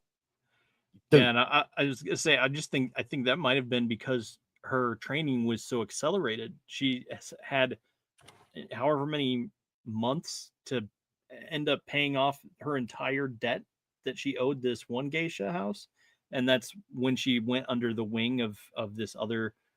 I guess she was a desired geisha. Wasn't it like a deadline coming up for the grandma or whatever, the house owner to appoint, because she was at that age to where, okay, I got to appoint a successor. Yeah. And that's when the chairman evidently stepped. You don't find out till the end of the movie, but that's when the chairman stepped in and was like, oh God, if she don't become better than this one, she's going to be her slave forever, because that one is never going to allow her to get it. She's just going to be mopping the floors forever. Yeah. She's going to make sure, because she's threatened by her. So if I don't step in and give this other lady like all the money she would ever need to basically rent her for a few months to train her in order to prove that she could be the one. Yeah, she could be better than the other And chicks. then in the end, none of them got it because the jealous bitch burnt the whole place to the ground. Yeah. Good grief. She burnt the whole damn place. She's like, if I can't have it, no one can have it. Right. I mean, basically, she don't say that, but she she's you could see it in her eyes. She's like, look, if I can't have it, nobody can have it. Yeah. That's when I thought she was gonna get stabbed. Yeah. I was like waiting. I was hoping and praying that it didn't happen, but it didn't. So thank goodness. She was on like I kept thinking that she was gonna like do something to like maim her, like cut her face or you know, or you know, mess up one of her arms or legs or something where she can't walk anymore. You know, I kept thinking, I was like, this bitch is diabolical. Yeah. You know, she's gonna hurt them. She's out there, bro. Had beef with her because she called her out when she first got to the house because she got caught necking with this other dude that she was in love with, and then she drug her in and tossed her in front of the house, the woman who runs the house, and was like, she was, you know, trying to run away and steal from you and blah blah she blah. Stuffed money in her. Well, it happened even before that because the main woman was pissed off because this chick was out drinking and getting drunk. Her room was a mess. So she told her to go in there and clean up her room. So she's like, wait, she told me never ever to go in this room or she'll mess me up. So she comes home and finds her in her room and she's like, I thought I told you. So then she makes her promise to like sell herself to her, or I forget how she put it, but she's like, basically you're mine now. You're my little slave. Yeah. So swear yourself to me. And it was like, because she knew that her sister had come by looking for her. And she sent her away on purpose. And she was like, the only way I'll tell you is if you like sell yourself to me. You know, and so she was like, okay, fine. I just want to find my sister. You know, I just, I'm desperate here. I don't know what to do. I'm only like 10 years old or something. You know, what am I supposed to do? Exactly. And then the older crazy one uses her as a scapegoat to try to get away with all her little mess. Well, when she finally really, she helps her get away with it. And then just because she tries to throw her under the bus, just because she can, just to get the focus off her. And she's like, wait a minute, you know, I saved your ass. Yeah. And then so that she told on her. Yeah. So from then on, it was like on with those two. Yeah. Yep. Immediate like beef. It's like an immortal beef that will never go away. And so, man, that chick was so annoying. God, she was crazy too. I mean, she was like she'd be the assassin one. Oh yeah, totally. She would, man. I didn't forget to pay the electric bill. My daughter helped hang lights, and that's why I have the lights off now, because I want everyone to see the lights. So yeah, see, lights. And yes, we paid tribute to him earlier. Very sad. But he was in this movie. Yeah. Pops didn't watch Memoirs of a Geisha, so he stepped out so that way he has to work, I'm sure, but he has better things to do. So it's just leaving the two of us to hold down the fort and read this last movie. He just didn't know that he couldn't watch it, so he has no clue what really happened. Yeah, not a single clue. But yeah, I don't know. So I liked it. I'm ready to rate. Are you? Oh yeah. All right. How do you think you'll rate this movie? Definitely 3.5, just like last time around. And for basically the same reasons, no boobies, so that gives it one less star. But it gets a 3.5 because it was very good. It was a very interesting concept, and it was invoking because it made me go and, like you say, research. Yeah. about some of the things I've seen, like, wait a minute, that doesn't make sense. So when you research it, then it kind of makes sense. And I know why they leave some of it out, because you just only have so much time. You can't put every little detail in there unless you're some of the more fancy script and writers and directors, like, wait a minute, we got to make sure we add this little nitpicky thing in there, because without it, you won't know. That's right. So, but they leave some of it out on purpose for like lore aspects. So maybe if they do a second one or something like that, you can add it in then, I guess. But yeah, so 3.5, because I actually enjoyed watching it, and like I say, I went back later and we researched on some of the things that we seen, and there's actually a lot more to a geisha than I ever imagined. It's a lot to it. Wow. I thought for sure, I saw when I punched it in and I was like, oh crap, this is a romance. I was like, oh, no one's gonna end up going for this. No one's gonna end up liking this. Bro, it was the best kind of romance. Like I said, it was one of those true love stories. Yeah. That could only have come together in this the director's way. Yeah, crazy random happenstance. To the very end to realize anything that was really going on. And it just all fell into place, and it was right after she had just and it was one of those things to where, what's the age old saying? Like, if you love something, let it go. Yeah. Completely let it go. Yeah. And if it comes back, then it's meant to be. And she did. She climbed a mountain and throwed that one little handkerchief away. She had kept for years. From she was 10 years old. Now she's 25 years old, and she still got this little handkerchief that he gave her. Yeah. And she throws it away because she's like, you know what, he'll never love me now, so I'm just and then I wonder if, so when she's getting ready for the final meeting with the supposed suitor, I wonder if the mom or the lady that had convinced the other lady to take her as a slave and all this stuff, the one that would beat her instead of the other mom because she was way meaner. She was like, I'm gonna beat you instead of her because she'll kill you. I'm gonna beat you and it's gonna hurt, but it's not gonna be that bad. Anyway, so she, in the end, she's getting her ready to go see the suitor, and she's gonna marry the guy she really didn't want to marry. But then when she gets there, it's the one she really wanted to. So I wonder if she was in on it the whole time, because otherwise she wouldn't have. I don't know. If she wasn't in on it, I mean, how would you not know? Yeah. I mean, because the supposed suitor, he definitely didn't call. Well, because he was disgusted with her, so he didn't call. Yeah, so it had to be the other guy that called and said, "Look, don't tell her. She's gonna think it's this. It's really gonna be that." Well, I don't know. Maybe it just didn't. Maybe she just didn't care. She was just, all right. Just wanted her married off. Because she did say, "Finally, I'm gonna get some return on my investment." Because I guess she was supposed to get something out of the deal. Yeah. Yeah, so she could have just been fed up with it and like, all right, well, whatever. Yeah, you've been a pain in the ass since day one. Exactly. Get rid of you. So,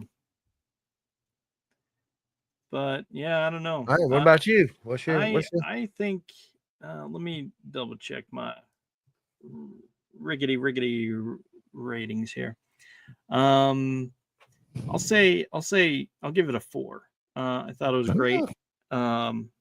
I did enjoy it. And enlightening because it left me asking questions that I now want to research and find out more about. So it's not just samurai that I'm obsessed with. I'm wanting to look into this as well. So it's like, I guess I'm just interested in all Japanese culture. I like girls, so yeah, especially the real fancy, pretty ones. Those are good. I like those. So yeah, why not? I wouldn't mind trying to suit be a Dana or a geisha, especially one that might be a flower. So there we go. Hey. Yeah, I don't know. So I don't got 10 million pounds, but I'll do my right. best. I don't know. So that seems like an outrageous price. I don't think I could afford that ever in my entire life, even if I don't know. Regardless, I don't think I'd ever afford I that. wouldn't pay it even if I could, to be honest. Right. See, that's another thing. It's sort of it feels like you're paying for sex, which I know there's more to it than that in this. But they're actually buying a wife, though. They're like buying, Right. you're going to marry me, and you're going to be this is next level slavery. Like I'm buying you, I'm giving you all this money, but you're mine now. Right. You're literally mine. You're going to make me sandwiches and, you're going to give me some boontang when I want it. Yeah. And Well, the whole gambit. I guess maybe being married, you learn that, guess what? That doesn't happen when you're married. Yeah. Unless you like buy somebody and like, I don't look, know. you either do it or you're going to mop, I mean, I don't know. Yeah, I don't know. That never worked. I just know it doesn't happen in this house. So yeah, that never worked for me. So it never works. So I Yeah. just know. All right. Well, this is definitely a romanticized movie. It's a romantic movie. I can see how people might romanticize this way of life as a young kid, especially with nothing. So I can see that. And it's very alluring. Yeah, it's kind of like being like a rock star's wife or something. Like he really don't love you. I mean, he does, but he don't. He's just kind of getting with you because you're beautiful and you're, you can sing and dance and do all the things, So that's the only reason he's with you, not because, of really your personality. Because with these geisha women, they're not really supposed to have much personality or nothing. They're just supposed to be like an ornament. Yeah. That we pull out like a and play trophy with wife, sort of. Yeah. They would just pull it out and play with it sometimes, and then put it back on the shelf. It's not really something that we parade it around like a sports car. But then you park it in the garage and you go to the party. So it's kind of the way it is. It's wild. I mean, like I said, yeah, it was definitely a better movie than I thought it was gonna be. Yeah, for sure. Especially like 20 minutes in, I was like, bruh, this is gonna suck. I'm finna start making fun of it. My daughter's gonna be pissed. But you know what? It ended up being a pretty good movie. Yeah, and it's nice that you got to bond with your daughter and stuff and talk about it. It gave you more conversations to have. She coming here tonight. She's like, y'all gonna watch another movie? Because it's Friday, so you don't got school. I was like, no, we're just rating the movie. She was like, dang it. So she right back in the room. Yeah. My kids were like, oh, have fun, and they ran off to their room. So she come at me with she's like, I gotta do a science project in like a month, like the end of January. I gotta do a science project. I gotta do the whole thing. I was like, do the volcano one, please. I'll help you. Let's make it out of clay and do all the things and she's like, okay, so we'll see. I don't know. She's got a whole thing. She's got like a list of things she can pick from. Yeah. And then you gotta make the whole thing, and you gotta get, put the poster board with the research paper and have sources and links and all these things. Cause now it's links. When I was growing, it wasn't no links. You gotta have the link on the thing where you go to where you found the research, because that's where they find it, right? Yeah. Anyway, so it used to be like a book and an author, and then you go to the library and sit there for 3 days trying to find sources. Not anymore. You sit in your room and click on the internet. Anyway, so it's wild when they actually use Wikipedia, and it's just like, what? You can't use Wikipedia. I told her, I was like, you can't. She was like, but Wikipedia is the first hit, because usually when you look up something, Wikipedia is the first hit. Why?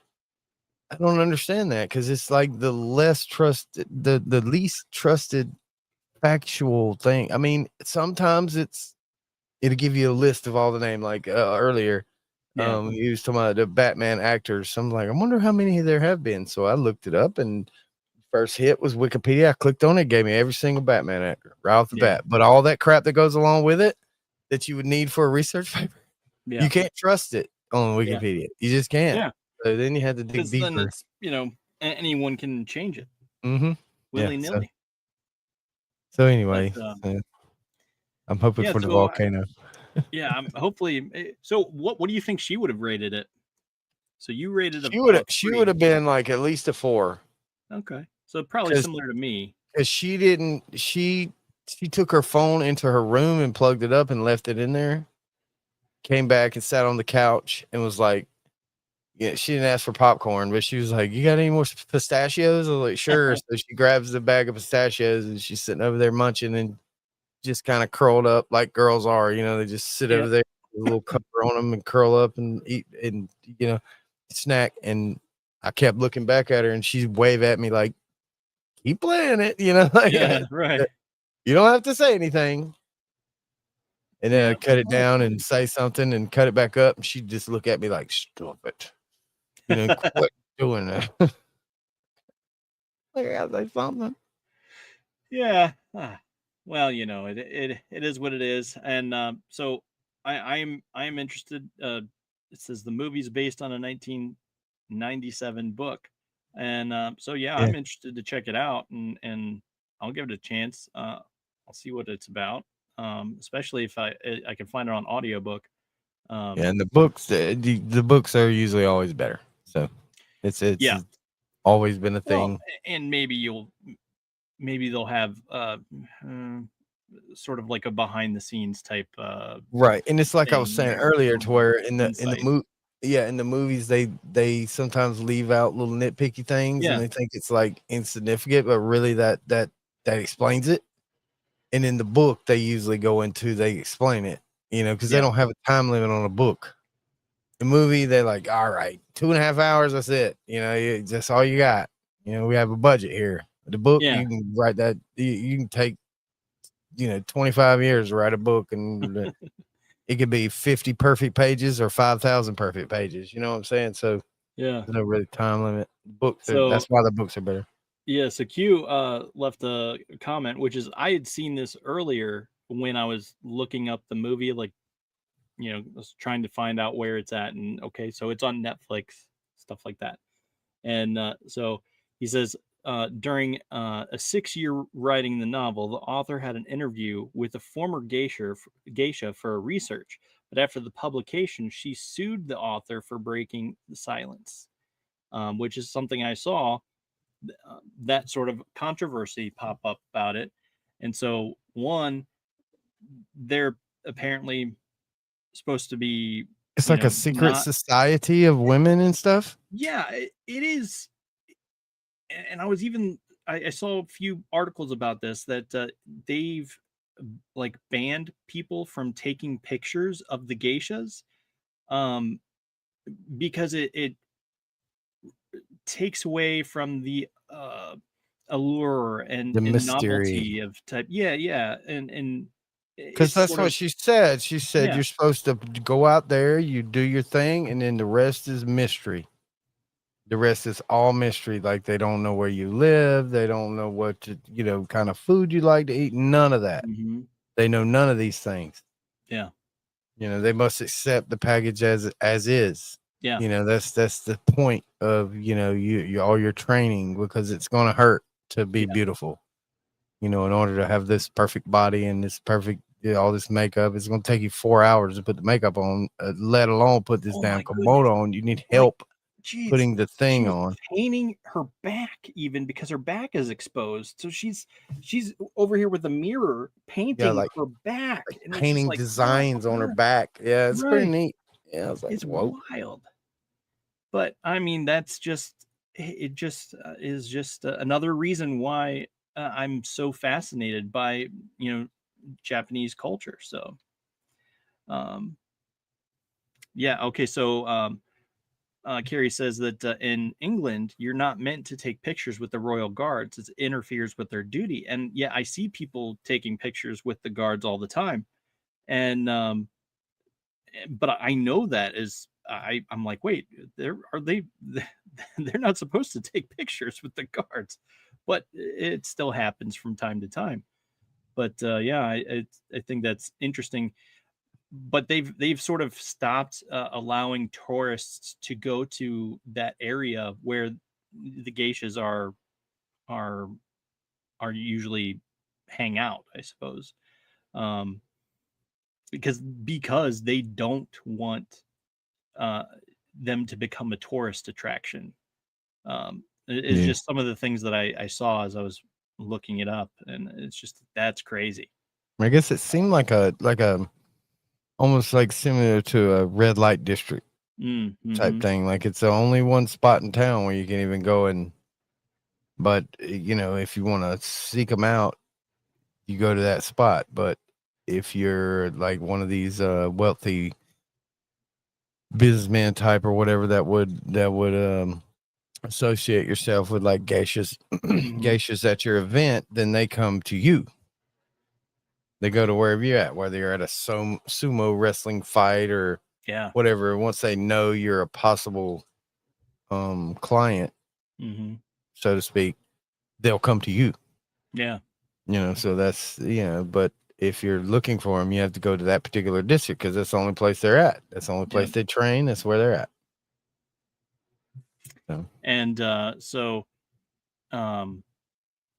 he says, Quentin says, meanwhile, the former geisha wrote a book about her autobiographical book. Am I saying that right?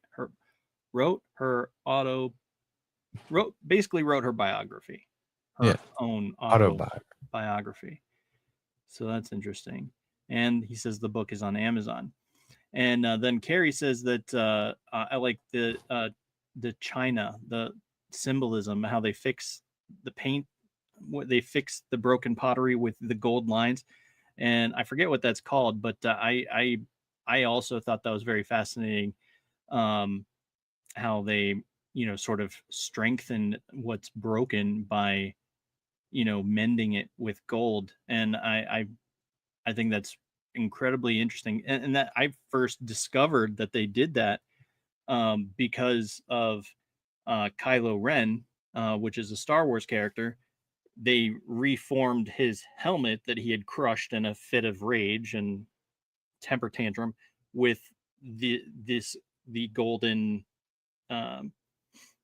lines, and that's when I first learned that was a thing, that they did that, and I'm like, oh, that's pretty cool. And so yeah, that that is called hurry with gold. That is gold fingering. No, it's, let's see, what is it called? Japanese art of Goldilocks. Kintsugi. Oh, dang. They paint it with lacquer and mix powdered gold and then all that, and they repair it. And it's the Japanese art of Kintsugi.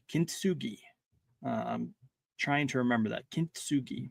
So I wonder, like, you know, like some fine china will have like the gold rim.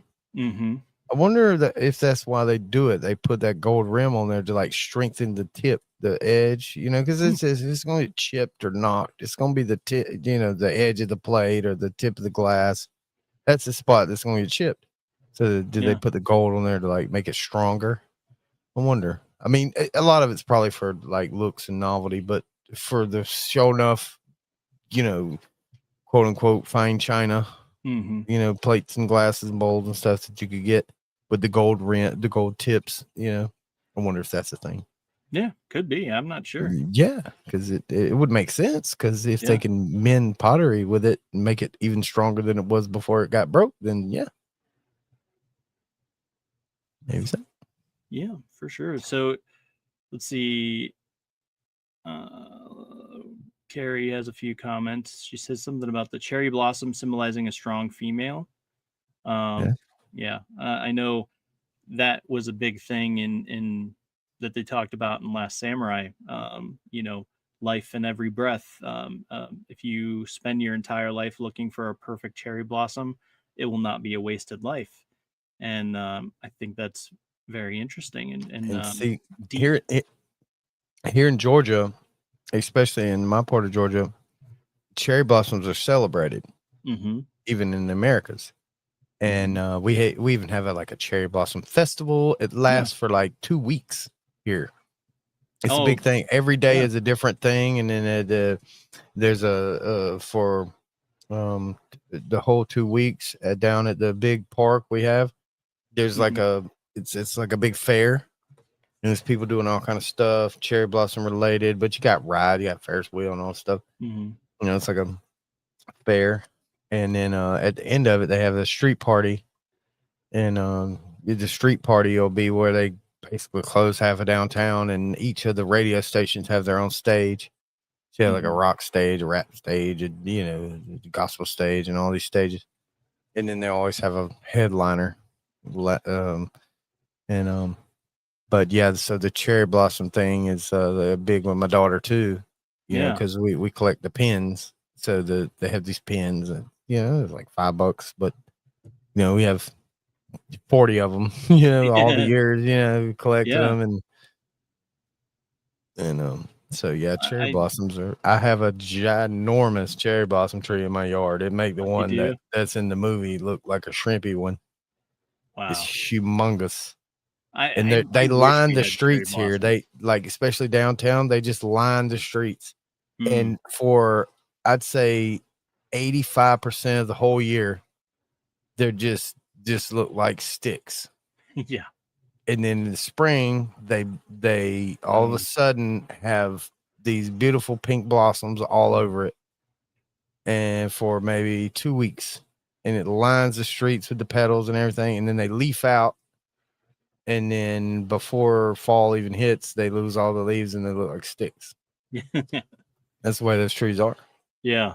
And they're really weak wood too. It's like just the tree looks all gnarly and crooked, and it's not not something you're building a furniture with for sure. Look, let me tell you what I do know. They make a great ass whooping switch, because when I used to get in trouble as a kid, I used to get my ass whooped with a cherry blossom switch, or we'd call this cherry stick. Go get me. My dad said, "Go get me a cherry stick." And you didn't want to pick a little one, because if you picked a little one, he'd go pick a real huge one and tear your ass up with it. So you wanted to pick like a medium one. Yeah. That eventually would break. This is the only one I can carry. So.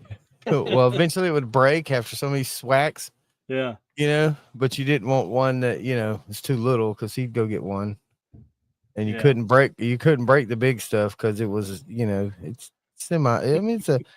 it's considered a fruit wood, I guess. It is considered a fruit wood, even though it don't get fruit.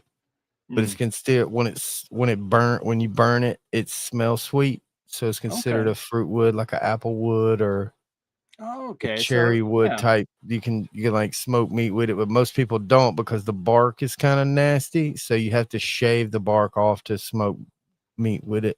Anyway, that's the whole thing. Yeah.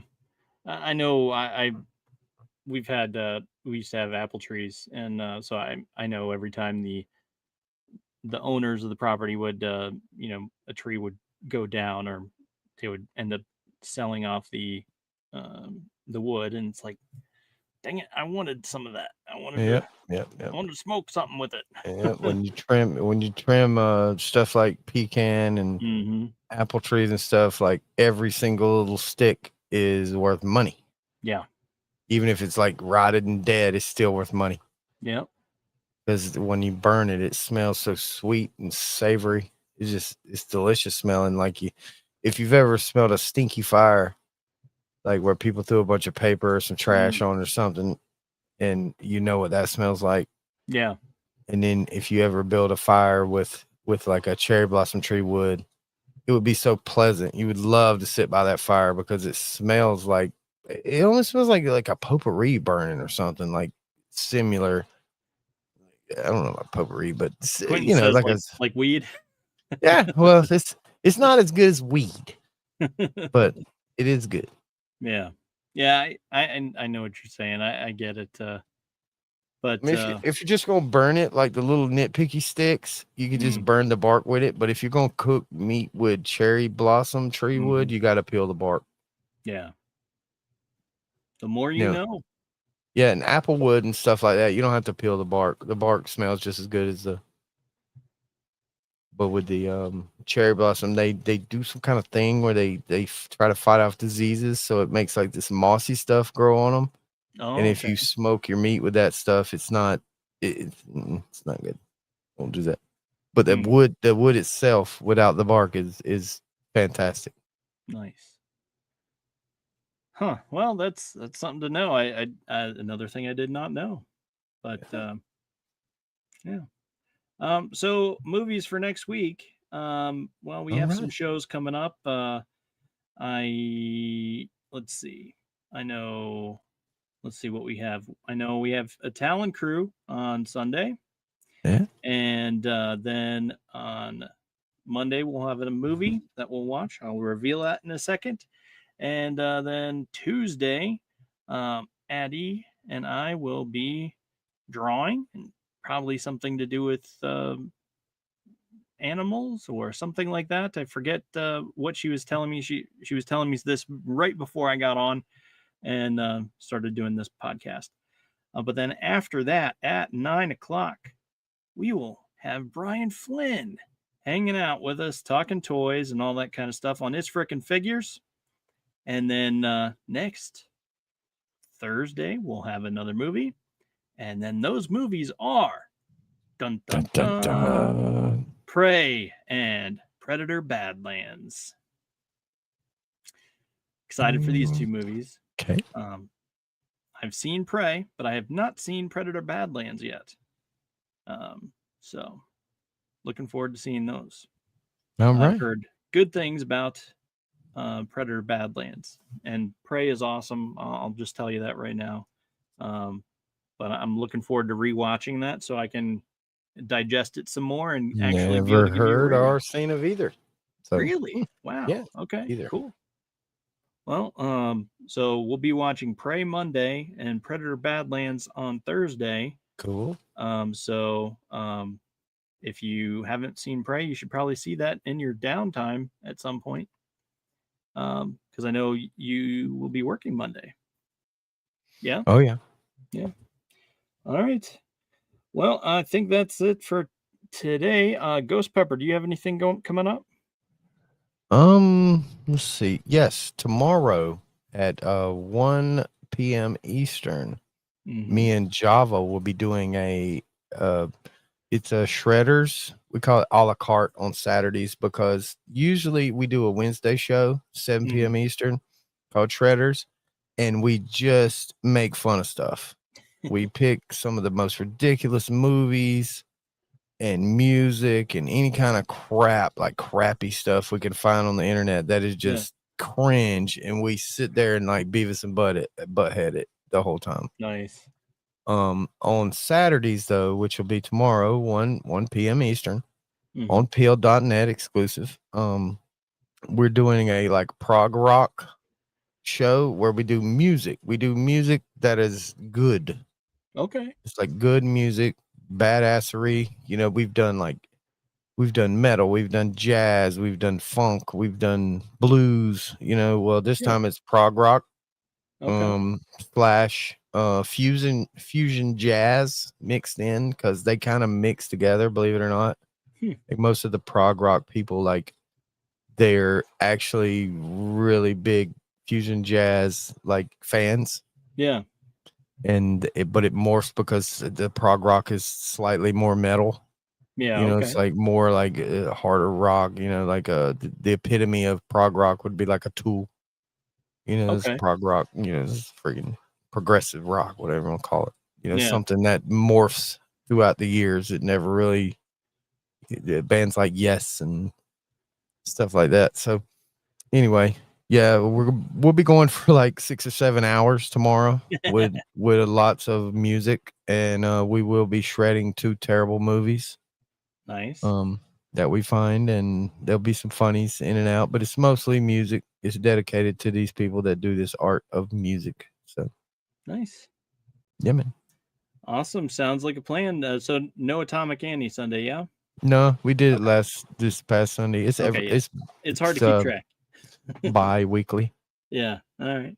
Yeah. That's how Talon Crew is. So you're probably on the same cycle as us. So we know, no, you're not, because we're It's having opposite. Talon Yeah. Crew. So the following it's week. opposite. Yep. All right. Now we're on the same path now. Yeah, So man. I get you now. Thank you, sir, for doing this for us all, playing the movies. Much entertainment, sir. Dustin is a scholar and a fan of mine. So if you would like to follow any of his podcasts, Thunder Nerds would be the one to follow. It is a very fine podcast. Thank you. You heard it from himself, Goldfinger. No, not Goldfinger.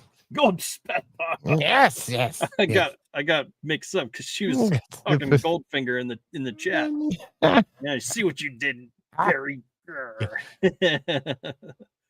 All right. Well, I know Pops is going to be angry because we went over 2 hours, because now he can't do the shorts and man, do I all didn't that know. thing. So I totally slipped my mind too. Yeah. We were, so having a good conversation. too much fun, man.